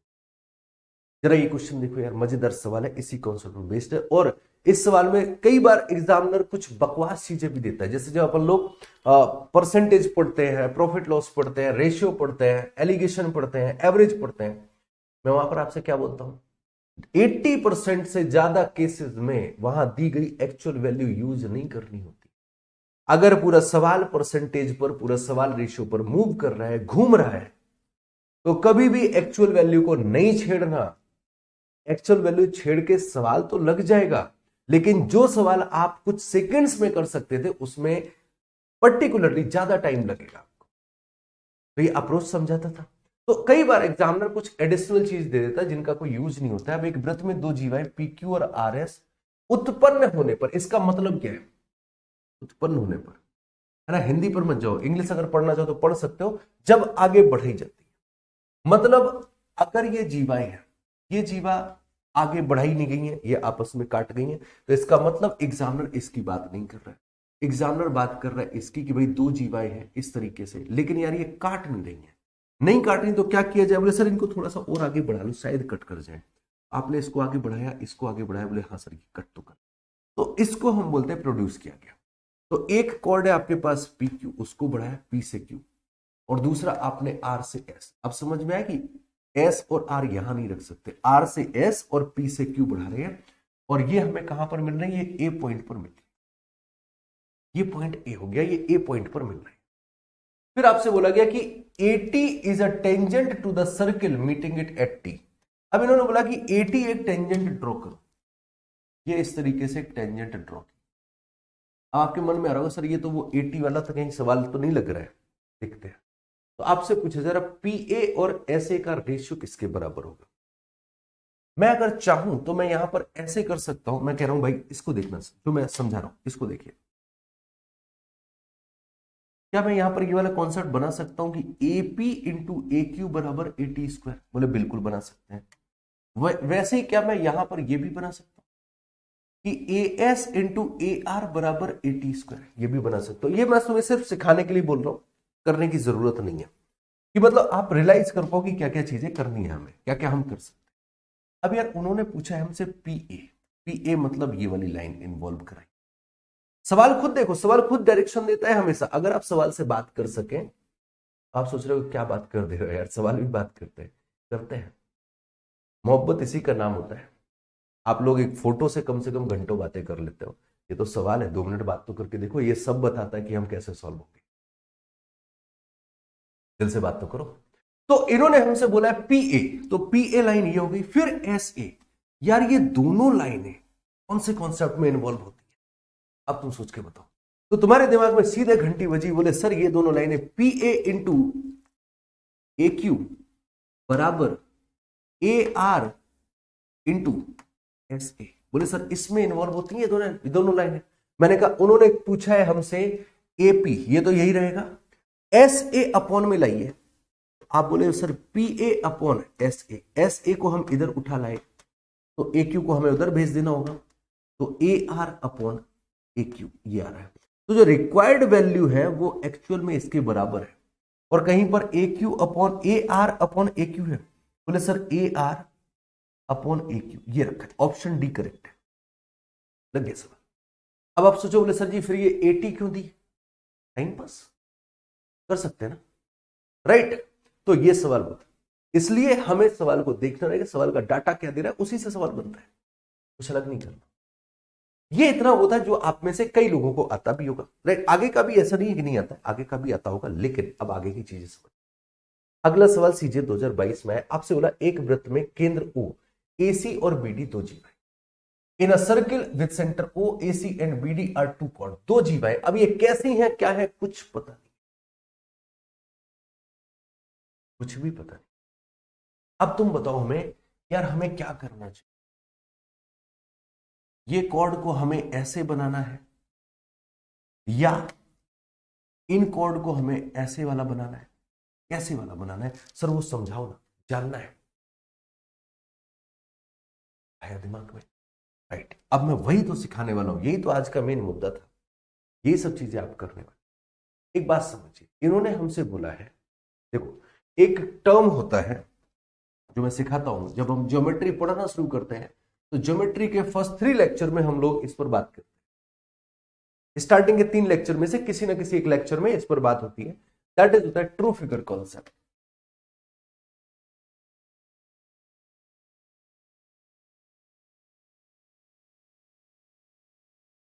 जिन बच्चों ने हमसे पढ़ा होगा कभी फाउंडेशन में, तो उन्हें इस कॉन्सेप्ट के बारे में बहुत नॉलेज होगा। ये ट्रू फिगर कॉन्सेप्ट क्या, अब देखो आपके पास वहां पर प्रकार, पटरी, चांदा वगैरह कुछ नहीं है, तो आप नाप के तो एंगल नहीं बना सकते, लेकिन एक अंदाजे से अप्रोक्सीमेटली आपका वो जो फिगर है वो ट्रू फिगर, मतलब एक्चुअल फिगर जैसा दिखना चाहिए। जैसे अगर मैं बोलूं कि यार एक त्रिभुज है एबीसी, त्रिभुज है एक एबीसी जिसका एंगल ए जो है वो हमने बोला 35 डिग्री है, फॉर एग्जाम्पल, समझा लो। तो अब कैसे बना है, बोले ये लो, ये ए, ये बी और ये सी, फिर भी तुम्हारे पास कोई नापने का, मेजरमेंट करने का इक्विपमेंट नहीं है, लेकिन आप बहुत क्लियर हो, बोले सर ये 35 तो किसी भी हालत में नहीं, मुझे बस यही समझ चाहिए, ये 35 किसी हालत में नहीं हो सकते। तो मैंने कहा ट्रू फिगर बनाओ कैसे भी 35 जैसा दिख जाए, बोले सर देखो 35 डिग्री है तो लगभग कुछ ऐसा फिगर जा सकता है, ये सर 35 जैसा दिख रहा है। अब एक्चुअल 35 नहीं होगा, ये हो सकता है 3800, 4000, 4500, 2800, कुछ भी हो सकता है, लेकिन इन दोनों में ज्यादा बेहतर ट्रू फिगर कौन सा है, तो आप कहेंगे सर ये वाला। अब इसका फायदा बताऊं क्या होता है, आपके एग्जाम का एक सवाल पकड़, आप देखना मजा है, आपके एग्जाम का एक सवाल पकड़ते हैं जिसका सॉल्यूशन आपको बुक्स में मिल जाएगा, गूगल कर लेना, उस पर भी मिल जाएगा। आपसे बोला जाता है एक त्रिभुज है, एक त्रिभुज है, नाम दे दिया हमने ए बी, फिर बोले कि बीसी साइड को, बी ए साइड को, बी ए साइड को बढ़ाया गया, कितना बढ़ाया गया, जितना सी ए है, हमने इतना बढ़ाया। सवाल क्या कह रहे हैं, बी ए साइड को बढ़ाया गया, कितना बढ़ाया गया, बोले जितना सी ए है। क्या ये ट्रू फिगर दिख रहा है, क्या ये सी ए जितना ही बढ़ाया गया, अब बोलो सर नहीं बढ़ाया गया, ज्यादा बढ़ना चाहिए, एक अंदाजे से लगभग उतना ले तो लो, बोले सर ये अब लगभग दिखाई पड़ रहा है कि ये सी ए जितना बड़ा लगभग हो गया, अरे हमारे पास कोई भी इक्विपमेंट नहीं है, लेकिन अंदाजे से एग्जाम, और ये बढ़ाया गया डी पॉइंट, ये बढ़ाया गया डी पॉइंट तक, तो हमने ये बोल दिया ये पॉइंट डी है, राइट। फिर आपसे एंगल पूछता है, बोले एंगल बी सी डी की वैल्यू बताइए, ये साइड बराबर है इसके, आपसे कहते हैं एंगल बी सी डी की वैल्यू बताइए। मैं कहता हूं सब कार्यक्रम छोड़ो, तुम ही बताओ बी सी डी कितना है। जब ट्रू फिगर पर काम कर रहे हो तो आधे से ज्यादा चीजें तो ऑब्जर्व हो जाती हैं।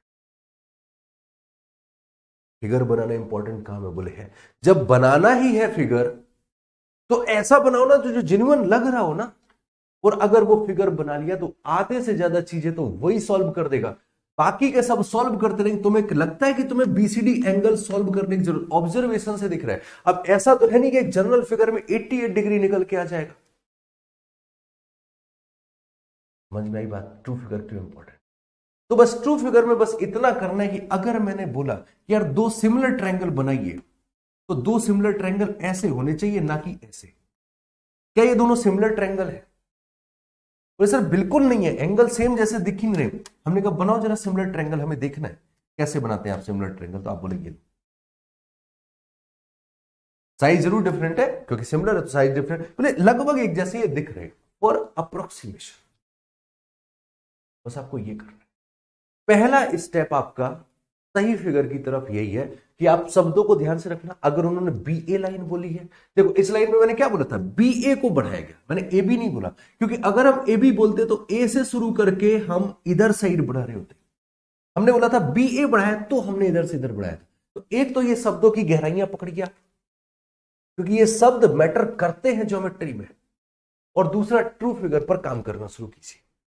स्टार्टिंग में जल्दी से नहीं होगा, लेकिन जहां आपने 10 12 15 20 सालों में प्रैक्टिस करी, ऑटोमेटिकली पेन फिर वैसे ही चलेगा।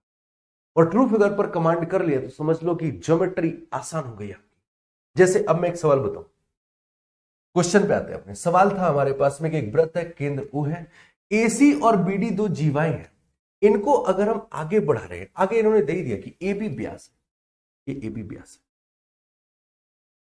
दे ही दिया ए बी व्यास है। अब बताइए एसी और बीडी, मतलब ए से शुरू करते हुए बढ़ाना है सी, और बी से शुरू करते हुए डी। अब अगर मैं एसी इधर बढ़ाऊंगा और बीडी इधर बढ़ाऊं, तो क्या ये कभी मिल सकते हैं आपस में? बोले नहीं सर, ऐसे काम नहीं करो, ये अच्छा नहीं लगता है।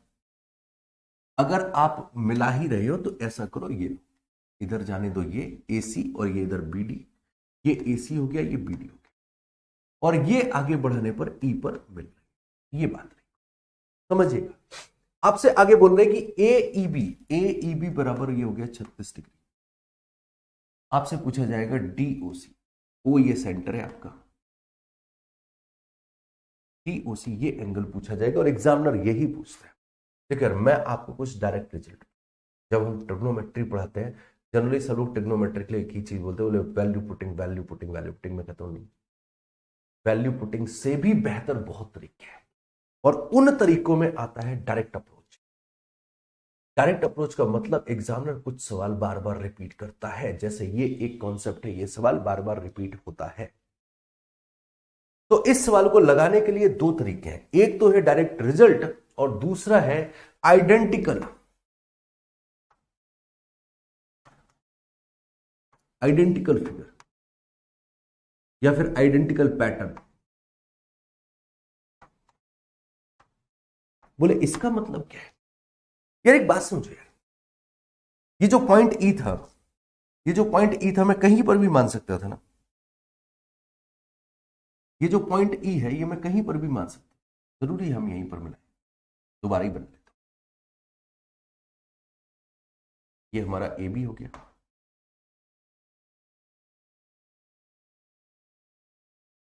ये ए है, ये सी है, ये ई हो गया, डी हो गया, और बी। हमारा पॉइंट इधर भी तो हो सकता है, पॉसिबिलिटी है, बिल्कुल सही है, कोई फिगर में गलती है ही नहीं। तो हमें एक काम करना है, बोले सर ए ई बी 36 डिग्री, लगभग 36 दिख भी रहा है, ओके दिख रहा है, कोई दिक्कत की बात नहीं, 36 के आसपास का तो भी रहे, तो हमारा फिगर ये भी करेक्ट है। लेकिन जब हमारे पास फ्रीडम है, अब अगर ये फिगर बन गया और आपसे पूछ रहे हैं सेंटर को मिलाइए, ये एंगल आपको निकालना है, आपको भी पता है आप थोड़ी सी समस्या में फंसेंगे जाकर के यार, आप थोड़ी समस्या में फंस सकते हैं, क्योंकि अब चीजें सिमेट्रिकल नहीं है। तो या तो हम आइडेंटिकल पैटर्न क्रिएट करें, आइडेंटिकल पैटर्न की भाई देखो हमारे पास ई लेने की कहीं पे भी फ्रीडम थी, हम कोशिश ये कर रहे हैं कि ये ई बीचों बीच में, जिससे एक सिमेट्री क्रिएट हो सके, क्योंकि हमारे पास सिर्फ ये डायमीटर तक का बाउंडेशन था उनके पास, यहां से हम इस तरीके से ये ए बी और सी डी खींचते हैं, ये सब चीजें, कि हमारे पास एक आइडेंटिकल डिस्टेंस पर पहुंच जाए। राइट, चलो डन। तो हमने ये काम कर लिया। तो अगर ये बराबर बराबर डिस्टेंस पर पहुंच गई है, तो अगर ये 36 डिग्री है, अगर ये 36 डिग्री है, तो फिर हम क्या बोलेंगे, बोले लेट इफ, है ना, हमने इस तरीके से आइडेंटिकल फिगर बनाया कि ए ई बराबर हो जाए बीई के। करने को आप एक्स वगैरह मान के भी कर सकते हो, थोड़ा सा कॉम्प्लिकेटेड होगा, इस फिगर से भी कर सकते हो, लेकिन थोड़ा सा कॉम्प्लिकेटेड होगा। उससे आसान बनाने के लिए हमने इसको कन्वर्ट कर लिया आइडेंटिकल फिगर में। और आइडेंटिकल फिगर की मदद से हम ये निकाल पाए कि अगर त्रिभुज ए बी ई में देखें, एक अगर 36 हो गया तो बचे हुए दोनों एंगल का सम होगा मेरे भाई, बचे हुए दोनों एंगल का सम हो जाएगा 144 डिग्री 180 में से घटा के। और चूंकि ए ई और बीई बराबर है तो 144 को बराबर बराबर बांट लीजिए, 72 ये 72 ये 70। इसके बाद आगे का कार्यक्रम आपको पता है, ये रेडियस है और ये रेडियस है। अगर ये 72 है तो ये भी 72 हो जाएगा, ये 72 144 हो गया। तो मेरे भाई जरा ये वाला एंगल बताइए कितना हो जाएगा? बोले सर 36 डिग्री हो जाएगा। सेम इसी तरीके से ये 72 तो ये भी 72 हो जाएगा, तो ये वाला एंगल कितना हो जाएगा? बोले सर अगेन ये 36 डिग्री का। मेरे भाई अब जरा इस चीज को थोड़ा सा गौर से देखने की आपको जरूरत है, आपको सिर्फ इस लाइन को गौर से देखने की जरूरत है। ये क्या है? आपको सिर्फ इस लाइन को गौर से देखने की जरूरत है, इस लाइन और इसके आसपास का ये एरिया देखने की। बोले सर सिर्फ इतना देखना। आप अगर गौर से देखो तो ये पूरी सीधी लाइन है, जिसमें से ये एंगल हो गया 36, ये एंगल हो गया 36, 72, पूरी सीधी लाइन है 180 हो रहा होगा। रिमेनिंग एंगल आपको चाहिए तो 72 अगर हम 180 में से घटा देंगे तो ये आएगा 108। राइट, चलिए ये तो हो गया इसका सवाल लगाने का थोड़ा सा अच्छा तरीका, आइडेंटिकल कॉन्सेप्ट पर हम मिले। लेकिन मैं कहता हूं कि एक बात समझो यार, इससे भी एक तेज तरीका है कि जब भी दो कॉर्ड डायमीटर के थ्रू ड्रॉ की जा रही होगी, जब भी दो कॉर्ड डायमीटर के पॉइंट से ड्रॉ की जा रही है वो मिलेंगी। ऑब्वियसली फिर सवाल की लैंग्वेज वही आएगी कि दो कॉर्ड है डायमीटर के थ्रू जा रही हैं और एक पॉइंट पर मिल रही है, दैट इज एंगल 36। तो जो एंगल ये वाला एंगल बनने वाला है, जो डीओसी एंगल बनने वाला है, एंगल डीओसी होता है ये बराबर होता है 180 माइनस 2x के। ये डायरेक्ट रिजल्ट है और सवाल इस लैंग्वेज पर पूछा गया है। पिछले 3-4 साल का प्रीवियस ईयर पलटो, कोई भी किताब प्रीवियस ईयर की उठाओ, उसमें आपको मिलेंगे इस तरीके के 7-8 सवाल, ज्यादा ही मिलेंगे। मैं तो 7-8 बहुत कम नंबर बोल रहा हूं। और जब भी आप देख लो, बोले सर डायमीटर से अगर हम कॉर्ड ड्रॉ कर रहे हैं तो एंगल हमारा आएगा 180 माइनस 2x। लगाइए डायरेक्टली, x कितना है? बोले सर x 36 है, 180 में से 72 घटाएंगे, आंसर 108। लग गया सवाल। डायरेक्ट अप्रोच ये है, आइडेंटिकल फिगर ये है। अब डायरेक्ट अप्रोच नहीं लगानी तो आइडेंटिकल फिगर लगा लो, लेकिन यार ये कांड ना कर, क्योंकि इससे भी सवाल लग जाएगा लेकिन प्रॉब्लम आएगी। जैसे अगर मैं बोलूं, मैं अगर एग्जामिनर हूं, मैं अगर आपसे बोलूं कि एक त्रिभुज एबीसी में, और आगे मैं त्रिभुज एबीसी के बारे में कह रहा हूं, कुछ बात कर रहा हूं, लेकिन मैंने त्रिभुज के बारे में कुछ नहीं बताया, तो अब आप त्रिभुज कुछ भी मान सकते हो ना। आप चाहो तो आप स्केलन ट्रायंगल मान सकते हो, विषम बाहु त्रिभुज। आप चाहो तो आप ऑब्ट्यूज एंगल ट्रायंगल मान सकते हो, आप चाहो तो आप राइट एंगल ट्रायंगल मान सकते हो, आप चाहो तो आप आइसोसेलेस ट्रायंगल मान सकते हो। लेकिन तुम्हारे लिए सबसे ज्यादा आसान कौन पड़ेगा? जब ट्रायंगल मानने की ही जरूरत है तो मैं वो मानूंगा ना जिसमें मुझे सबसे ज्यादा आसानी हो, जिसमें सबसे ज्यादा आइडेंटिकल चीजें मिल जाए। अगर आप इक्विलैटरल ट्रायंगल मानोगे तो आपको भी पता है कि सर चीजें फिर बहुत आसान होंगी। तो भाई ट्रायंगल वाले में इक्विलैटरल मानने में कोई प्रॉब्लम नहीं है आपको, यहां आइडेंटिकल बनाने में प्रॉब्लम है। समझ में आए मैं क्या चीजें कहना चाह रहा हूं? तो एक तो हो गया, आप लाइन वर्ड्स को प्रॉपर समझना शुरू कीजिए, दूसरा ट्रू फिगर पर काम कीजिए, और तीसरा आइडेंटिकल पैटर्न ज्यादा से ज्यादा ड्रॉ करने की कोशिश। ये मैं समझाना। अब एक काम करते हैं, एक सवाल आपको हम दे रहे हैं, क्वेश्चन है आपके सामने फिर से। एक वृत्त के केंद्र ओ से एसी और बीडी दो जीवा खींची गई है, राइट। ए बी व्यास है, एक वृत्त का केंद्र है, ये ए बी व्यास है, एसी और बीडी।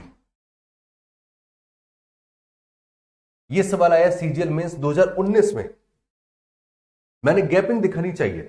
2019 मेंस में ये सवाल आ रहा है, और पिछला जो सवाल तुमने लगाया है 2022 में, और जब प्रीवियस ईयर जिसने लगाया उसको पता है कि ये सिर्फ 2 सवाल नहीं है, ऐसे न जाने कितने सवाल हम लोगों ने डिस्कस किए हुए हैं। तो मैं बस ये बता रहा हूं कि कोई चीज है वो जरूरी है, दो कॉर्ड से रिलेटेड है। अब इन्होंने आगे बोला अगर एंगल ए ई बी बराबर, ये दे दिया है मेरे भाई आपको 68 डिग्री, और आपसे पूछ रहे एंगल डी ओ सी, सेंटर से बनने वाला एंगल पूछ रहे, आप खुद बताइए क्या करेंगे, सॉल्व किया जाए या डायरेक्टली 180 माइनस 2x कर ले। और x कितना है, बोले सर 68 दूनी 136, 180 में से सर 136 को घटाइए, 136 घटाएंगे आंसर 44। ये सवाल था, मजा आया? ठीक है, चलिए तो ये सवाल हो गया। अब एक काम करते, थोड़ा सा और चर्चा को आगे बढ़ाते हैं, थोड़ी सी और चर्चा आगे बढ़ाते हैं। ए बी और बीसी एक वृत्त की दो कॉर्ड है जिसका केंद्र ओ है। ए बी और बीसी दो कॉर्ड है with centre O, both chord are on either side of the centre. दोनों कॉर्ड सेंटर के एक ही साइड है। और ध्यान देना यार, ये बी पॉइंट दोनों में कॉमन भी है। मतलब हमें करना कैसे, जरा उसको समझिए। हम कैसे कर सकते हैं, बोले दोनों कॉर्ड सेंटर के दोनों ओर है, जीवा केंद्र के दोनों ओर है, आपको इधर साइड, अलग अलग साइड है। ठीक है, बिंदु ए और बिंदु बी देखभाल के लिए क्या है, ए बिंदु ए और बिंदु, सॉरी सॉरी सॉरी यार, ये हिंदी नहीं पढ़ो, हिंदी नहीं पढ़ो, हिंदी गूगल बाबा की देन है, इंग्लिश पढ़। इन्होंने बोला ए बी और बी सी दो कॉर्ड है of a circle with centre O, both chord are on either side of the centre, point A and point C are connected, point A and point C are connected. अच्छा, care की वजह से वो देखभाल आया था, okay, हाँ एक स्पेस गए, ओके। तो हमारे पास एक सर्किल है इस तरीके से, हमने एक कॉर्ड ड्रॉ करी, एक कॉर्ड ले गई, तो ये बी पॉइंट मीट कर रहा है, ये ए और ये सी, ए बी और बी सी दो कॉर्ड हो गई। ठीक है, अब सेंटर अगर यहां पर है तो देखो एक सेंटर के इधर, एक सेंटर के उधर, सवाल ही कह रहे हैं, हम अपनी साइड से कुछ नहीं कर रहे। और इस तरीके से आगे बोले इसका सेंटर ओ है, ये सेंटर हो गया। फिर आपसे कह रहे एंगल बी ए ओ, एंगल बी ए ओ, बी ए ओ ये आपको दिया जा रहा है 36 डिग्री, ओके। और एंगल बी सी ओ ये आपको दिया जा रहा है 48 degree. What is the degree measured of a angle subtended by the minor arc? Minor arc मतलब छोटा वाला चाप AC, ये है छोटा वाला चाप। इस छोटे वाले चाप के थ्रू, इस छोटे वाले चाप के थ्रू सेंटर O पर एंगल कितना बनेगा, ये आपसे पूछा। देखिए जब अपन लोग लाइन एंड एंगल पढ़ते हैं तो लाइन एंड एंगल में एक एरो कॉन्सेप्ट पढ़ाता हूं, है ना। लाइन एंड एंगल में एक एरो कॉन्सेप्ट चलता है, जो रामायण महाभारत तो देखी होगी ना, उसमें तीर कुछ इस तरीके से चलते थे, है ना। इसके आगे फिर डंडी लगी होती थी, यही घुस जाता था अंदर, है ना, और आदमी के खेल खत्म। तो ये एरो कॉन्सेप्ट, इस एरो कॉन्सेप्ट की खासियत क्या होती है कि अगर ये एंगल एक्स है, ये एंगल वाई है और ये एंगल जेड है, मतलब अंदर वाले जो एंगल बन रहे हैं वो अगर एक्स वाई जेड है, तो जो ये बाहर वाला एंगल बनता था ना, ये है x plus y plus z. और इसके पीछे की वजह क्या है, तो एक्सटीरियर एंगल थ्योरम होती है, बहिष्कोण प्रमेय के थ्रू ये x plus y plus z आता है। आप अगर इस लाइन को ऐसे ड्रॉ करेंगे, ऐसे करके, है ना, तो बहिष्कोण थ्योरम लगाओगे तो आपका ये बराबर हो जाएगा। मुझे सिर्फ अभी रिजल्ट से मतलब है।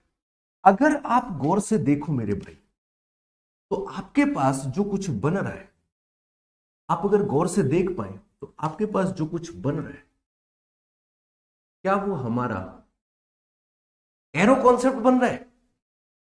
बोले बिल्कुल बन रहा है। तो मैंने कहा बस खेल लो यार, यही खेलने की जगह है। अगर एरो कॉन्सेप्ट बन रहा है तो 36 और 48, ये वाला एंगल कितना? बोले सर ये वाला एंगल मान लो x, ये वाला एंगल मान लो x। तो अगर ये x है, ये 36 है, ये 48, तो तुम बताओ ये वाला एंगल कितना हो जाएगा? तो आप कहेंगे सर ये एंगल हो जाएगा 36 प्लस 48 प्लस x डिग्री। बोलो यस और नो। एरो कॉन्सेप्ट से क्या मैं ये कह सकता हूं कि अगर ये x है तो ये सीधा सीधा एरो बन रहा है, तो ये वाला जो बाहर एंगल जो हमें चाहिए वो एक्चुअल में 36 प्लस x प्लस 48 इसकी वजह से बन गया। करेक्ट है। अब एक चीज और बताना यार, क्या सेम चाप द्वारा बनाया गया एंगल केंद्र पर बना कोण परिधि कोण का दुगना होता है? तो क्या इस एंगल का मैं नाम 2x नहीं लिख सकता? एक तरीका लिखने का ये है, अग्रीड। लेकिन क्या एक तरीके से मैं 2x नहीं लिख सकता? अगर ये x है तो वो 2x नहीं हो सकता? बोले बिल्कुल हो सकता है।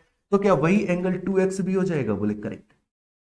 अब मेरे भाई x को उधर ले जाओ तो बचेगा x, और यहां पर 38 और 36, 48 और 36 जोड़ेंगे तो कितना, 74 और 84, 84 आ जाएगा, x बराबर 84। अब पूछा क्या है कि माइनर आर्क पे ये वाला एंगल कितना बन रहा है, 2x की वैल्यू बताइए सेंटर पर, तो 2x कितना हो जाएगा, आंसर 168 डिग्री। खत्म। एक बढ़िया सवाल था, प्यारा क्वेश्चन था। तो आप एक चीज समझ पा रहे हो यार कि कॉर्ड के क्वेश्चन सिर्फ उन्हीं दोनों टाइप तक नहीं है, आगे भी बहुत कुछ है, आगे भी बहुत कुछ सीखना है, डिस्कशन करना होता है, और जब आप इन सवालों की प्रैक्टिस करते हो तब सवालों में मजा आता है। हल्के हल्के सवालों को प्रैक्टिस कराने में उतना आनंद प्राप्त ही करना होता है। मजा तो तब आता है ना जब सवालों में डूब के काम करना पड़ रहा हो, है ना।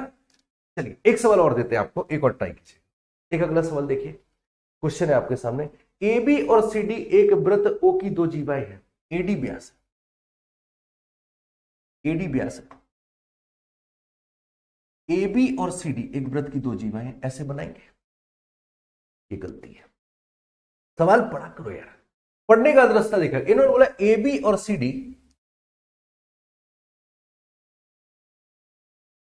सी डी बिंदु पी पर मिलते हैं, बिंदु पी पर मिलते हैं,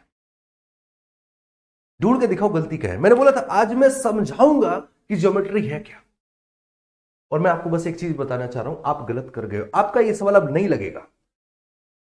मैं यही बोलता हूं, आप रट लेते हो भाई कि इस सवाल को सॉल्व करने की मैं कोई भी फिगर बनाऊं, आप बोल दो इस सवाल में ये फिगर है, क्यों, इस वाले में क्या बुराई है, और अगर बुराई है तो फिल्टर करके बताओ ना क्या बुराई है।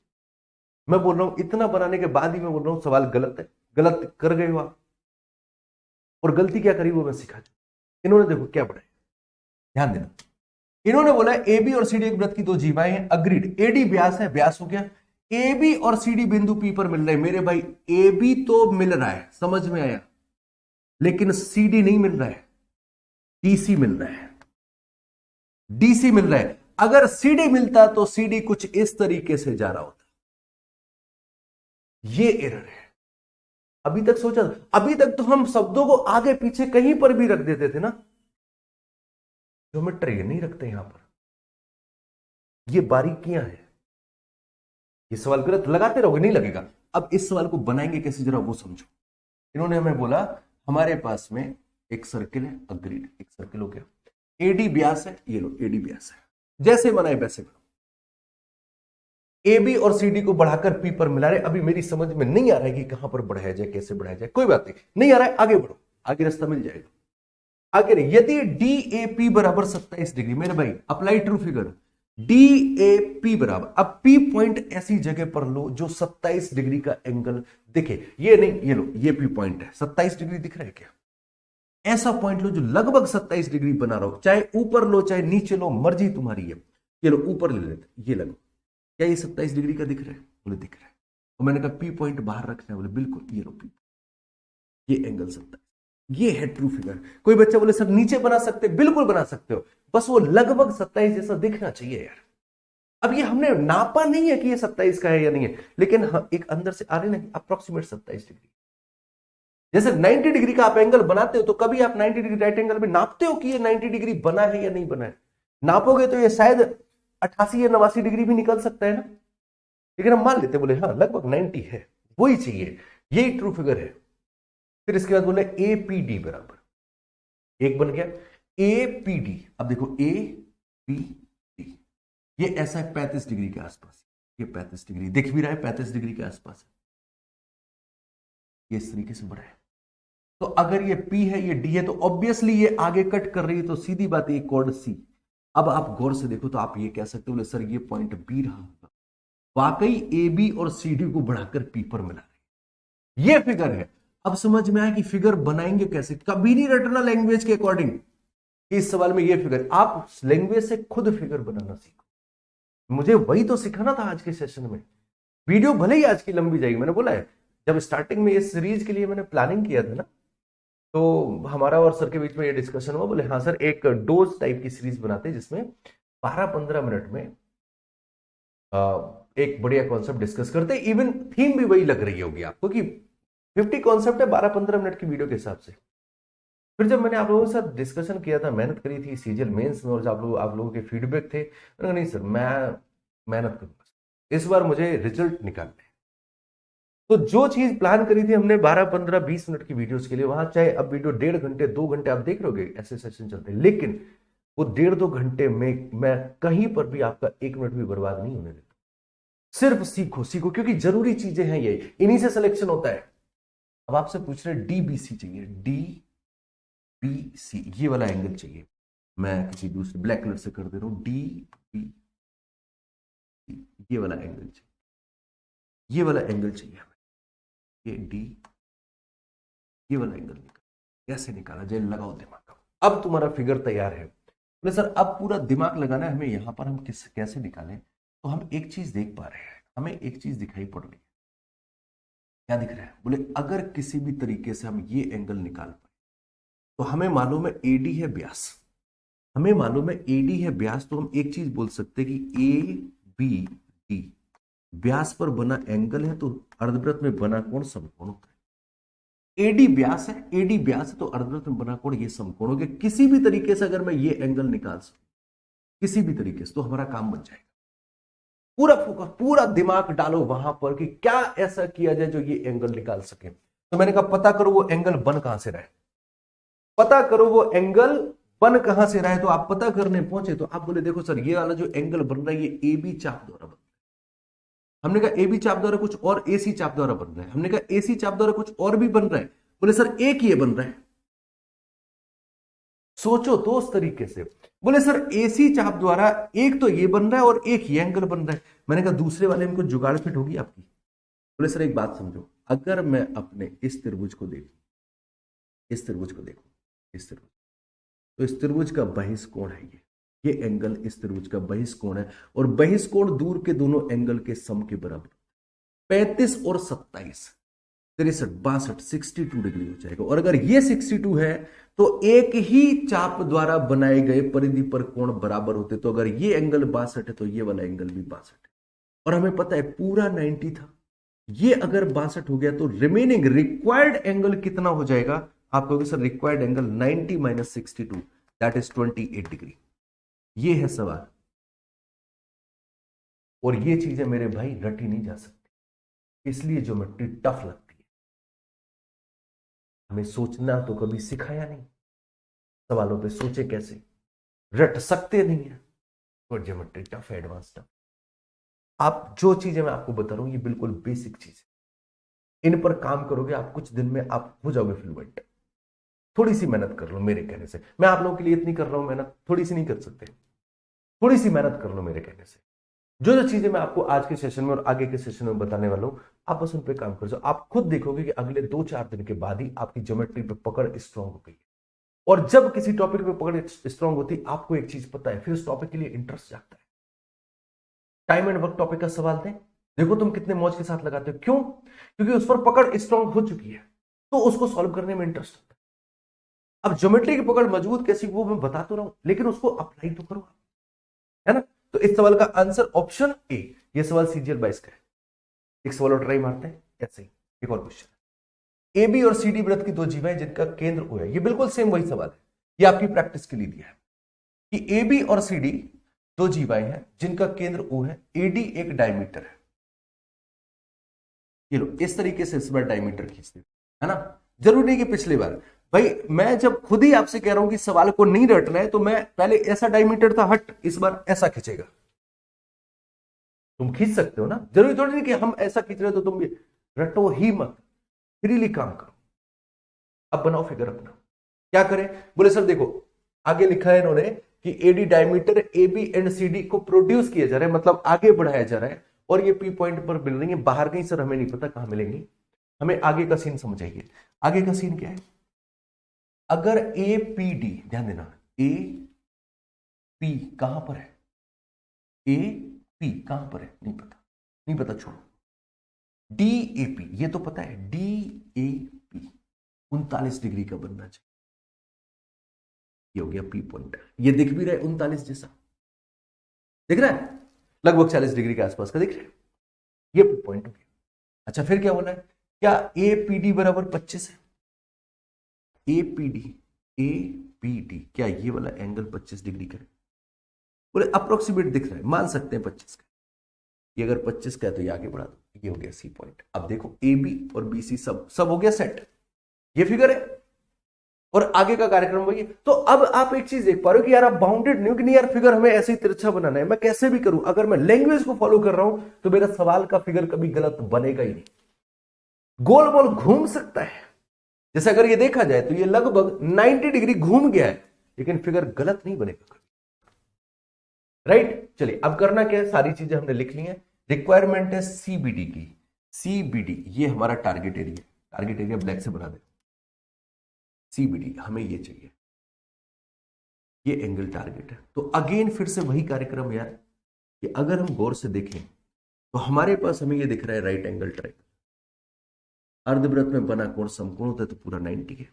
अब उस पूरे 90 से हटाने के लिए, उस पूरे 90 को अगर मैं हटाने के लिए ये वाला एंगल किसी भी तरीके से अगर हटा लेता हूं तो हमें इतना तो मालूम है कि angle A B D 90 degree है।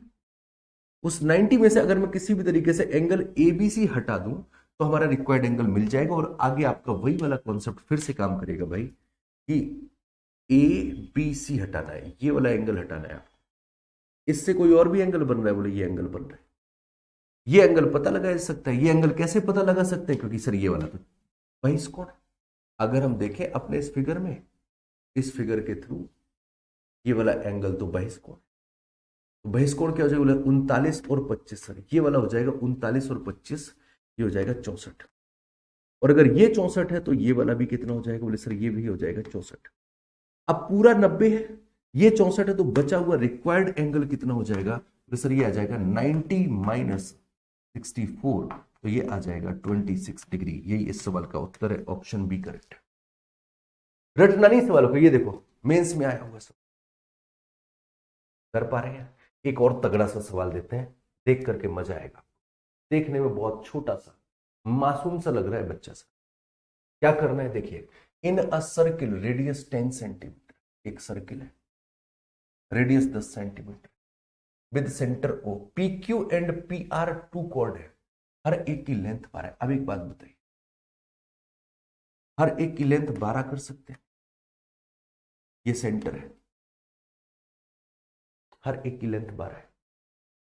ये पॉइंट क्या क्या नाम थे, पी क्यू और पी आर, तो पी ये हो गया, क्यू ये हो गया और आर ये हो गया, करेक्ट है। अब आपसे ये पूछ रहे हैं पी क्यू और पी आर ये हो गया, इन्होंने पूछा है ओपी बिंदु एस पर क्या लिखा है आगे, OP bisect chord Q R, chord Q R ये हो गई, और ओपी इसको बाइसेक्ट कर रहा है, मतलब ये परपेंडिकुलर बनेगा, ये परपेंडिकुलर बनेगा, अग्रीड, बिल्कुल बहुत सही, ये परपेंडिकुलर बन रहा है। सवाल ही कह रहे हैं हमसे, हम अपनी साइड से कुछ नहीं कर रहे हैं, ठीक है। और ये किस पॉइंट पर काट रहा है, बोले सर एस पॉइंट पर काट रहा है, ये हो गया। अब आपको चाहिए इसकी, आपको चाहिए इसकी वैल्यू। अब ये वैल्यू कैसे निकाली जाए, बस आपको ये पता करना है, कार्यक्रम शुरू कर, राइट। अच्छा एक सवाल यहां पर ये भी बन सकता है, बोले सर जी जहां से चर्चा शुरू करी थी वहीं पर खत्म कर रहे हो आप। मुद्दा ये है, बोले सर जरूरी है ये कॉर्ड ऐसी हो, ये कॉर्ड ऐसी भी तो हो सकती है, एक कॉर्ड दूसरी कॉर्ड, ये सेंटर है पी क्यू आर, पॉसिबिलिटी है ना। फिर आगे क्या लिखा है, क्यू आर ये हो गई कॉर्ड, इसको ये ओ एस बाइसेक्ट कर सकता है, ये भी तो पॉसिबिलिटी है, ये भी तो पॉसिबिलिटी है, बोलो है या नहीं है, ये भी पॉसिबिलिटी। बोले सर ये 12 सेंटीमीटर, रेडियस 10 है, बन सकता है, यस और नो, बन सकता है, दोनों केस पॉसिबल, ये भी बना सकते हैं और ये भी बना सकते हैं। और मजेदार बात, दोनों से आंसर अलग लगाएगा, दोनों से आंसर अलग लगाएगा, एंगल किसी। अब चाहिए ऑब्जर्वेशन, अब चाहिए आपको ऑब्जर्वेशन कि यार मैं इसको फाइनल करूं या इसको फाइनल करूं, मुझे कौन सा फिगर बनाना, वही गेम समझना है आपको। इतनी देर से आपको वही समझा रहा था। एक बात बताइए, रेडियस कितनी है, रेडियस कितनी है, बोले सर ये 10 है, ध्यान दीजिएगा, ये रेडियस कितनी है, बोले सर ये भी 10 है, राइट। फिर क्या हमारा एक काम बताइए, अगर ये हमारी रेडियस 10 है, ये 10 है, ये कितना है, बोले सर ये भी 10 है, इसका मतलब ये इक्वल डिस्टेंस पे जा रहे हैं, ये इक्वल डिस्टेंस पे जाए तो क्या ये परपेंडिकुलर ये पॉसिबल है? एक चीज। दूसरा, हम एक काम करते हैं, अगर मैं आपको कुछ चीजें और समझाऊं, पहले मैं ये समझाता हूं कि ये गलत कैसे है, फिर उसके बाद ये बताऊंगा फिगर कौन सा सही रहेगा। एक काम करते हैं, दोनों सवालों को बना, कंफ्यूज नहीं होना, दोनों सवालों को। हमारे पास ये 12 दे रखा है, हमसे पूछा जा रहा है ओ एस की लंबाई कैसे निकालोगे। ये आपको पता है कितना है, क्या ये आपको मालूम है कितना है? ओ एस की लंबाई मैंने मान लिया एक्स, सपोज करो, और ये मैंने मान लिया क्यू एस की लंबाई पी मान लिया। तो पाइथागोरस थ्योरम लगाओ जरा इस बड़े वाले ट्रायंगल पे, ट्रायंगल क्यू पी एस में पाइथागोरस लगाइएगा तो आप कहेंगे 12 का वर्ग सर 144 माइनस ये पूरा कितना है? बोले सर ये है एक्स प्लस 10, 12 का वर्ग माइनस इसका वर्ग बराबर पी का स्क्वायर, राइट। अब इस छोटे वाले ट्रायंगल में लगाइए, जिसको मैं हाईलाइट कर दे रहा हूं, अब जरा इसमें लगाइए, इसमें लगाइए, पी स्क्वायर इसमें से निकालिए, तो पी स्क्वायर इसमें से कितना हो जाएगा? तो सर यहां से पी स्क्वायर आ जाएगा 10 का वर्ग 100 माइनस एक्स स्क्वायर बराबर, ये दोनों रिजल्ट आपस में बराबर होंगे, तो क्या मैं ये लिख सकता हूं कि 144 माइनस ये कितना हो जाएगा? बोले सर ये हो जाएगा एक्स स्क्वायर माइनस 100 माइनस का 20x, ये हो गया बराबर 100 माइनस का एक्स स्क्वायर से एक्स स्क्वायर खत्म। एक काम करो, ये 20 उधर लेकर के जाइए तो ये आ जाएगा 220x, तो इधर लाइए तो 144 माइनस 200 मतलब माइनस का 56, तो यहां से आ जाएगा x बराबर 0 हटा दशमलव आया माइनस का 2.8, माइनस का 2.8 एक्स था क्या? बोले सर लेंथ थी, ओएस की लंबाई थी। मैंने कहा लेंथ नेगेटिव पॉसिबल ही नहीं है, कल हम लोगों ने चर्चा की थी। इसका मतलब सर ये फिगर गलत है, फिर सही क्या होगा? बोले सर ये लेंथ जो नेगेटिव है, इसको पॉजिटिव करने का तरीका ये है कि ये सेंटर से ये नेगेटिव डायरेक्शन पे है, सेंटर से अगर इधर साइड का डायरेक्शन नेगेटिव है तो ये एक्चुअल में सेंटर से इधर साइड होनी चाहिए थी, क्योंकि अगर सेंटर से ऊपर साइड का डायरेक्शन हमें नेगेटिव वैल्यू दे रहा है तो हमें चाहिए पॉजिटिव वैल्यू, क्योंकि लेंथ कभी भी नेगेटिव नहीं हो सकती है। तो अगर हमारी सेंटर से ऊपर साइड की डायरेक्शन में नेगेटिव वैल्यू आ रही है तो गलत है, हमें उतना नीचे साइड पर जाना चाहिए था। दैट मींस हमारा ये वाला फिगर था। समझ में आया? तो आंसर पर अगर हम पहुंच भी रहे तो अपने आंसर को रेक्टिफाई कैसे करेंगे, और सही सवाल कौन सा? बोले सर ये। अब अगर इस सवाल को आप फिर से उसी पैटर्न से लगाते हैं मेरे भाई अगेन, तो आपको पता है रेडियस कितनी है? आपको मालूम है रेडियस कितनी है? बोले सर रेडियस है हमारे पास में, ये हमें देके रखा है 10 सेंटीमीटर, राइट। ये आपको एक्स डिस्टेंस पता करनी है, ये आपको एक्स डिस्टेंस पता करनी है, और हमें पता है ये 90 डिग्री है। बोला बाइसेक्ट कर रहा है ना, विभाजित कर रहा है, तो ये 90 डिग्री है। अब मेरे भाई एक बात बताइएगा मुझे, एक मेरी बात बताइएगा, ये कितनी है? बोले सर ये कोई भी साइड मान सकते हो, ये आप पी मान सकते हो, ये पूरा 10 है, ये पूरा 10 है, ये एक्स हो गया, तो ये कितना हो जाएगा सर 10 माइनस एक्स। अगेन अब क्या करेंगे? बोले अगर यहां से, और ये भी 90 बनेगा ना, तो अगर आप पी स्क्वायर बराबर निकालेंगे इस ट्रायंगल से तो ये आएगा 144 माइनस 10 माइनस एक्स का स्क्वायर, और अगर आप इस वाले एंगल से पी स्क्वायर निकालेंगे तो ये आएगा 10 स्क्वायर माइनस एक्स स्क्वायर।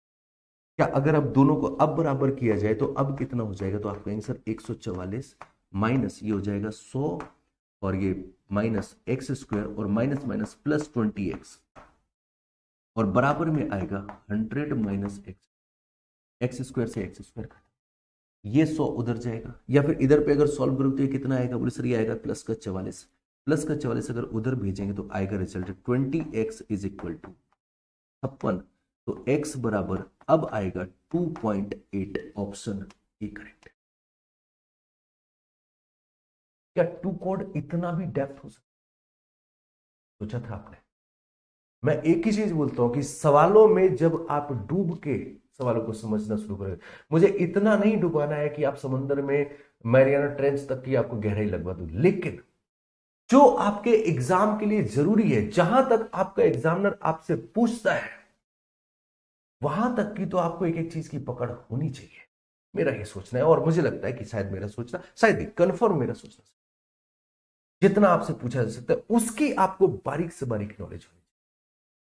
क्योंकि आज टू कॉर्ड में हम लोगों ने काफी डिस्कशन किया, लेकिन अभी भी टू कॉर्ड में बहुत कुछ बाकी है, उसको भी सिखाऊंगा थ्रू प्रैक्टिस। ये बेसिक्स आपके क्लियर हो चुके हैं, अब चाहे प्रैक्टिस आप खुद कर लीजिए या फिर प्रैक्टिस भी मैं करवा दूंगा। लगाएंगे कभी प्रैक्टिस सेशन, अभी ये सीरीज कंप्लीट करने दो, फिर प्रैक्टिस के बारे में भी सोचेंगे। तो ये था आपका आज का टू कॉर्ड, दो जीवाओं पर आधारित कुछ कॉन्सेप्ट, उनकी अंडरस्टैंडिंग, और आज आप समझ पाए कि ज्योमेट्रिक सवालों को डील कैसे। अब इस सोच को खत्म नहीं होने देना, क्योंकि कल जब टेंजेंट आप पढ़ने आओगे तो आपको वहां पर इसकी और ज्यादा जरूरत पड़ेगी। तो कल का सेशन होगा टेंजेंट का, आज का सेशन कॉर्ड यहीं पर अपन लोग कंप्लीट करते हैं। अब आप लोग बाकी की अपनी पढ़ाई आगे कंटिन्यू करो, बाकी खुश रहो, मस्त रहो, मौज करो। मुलाकात करेंगे अगले सेशन में। तो ख्याल रखिए, बाय बाय, टेक केयर।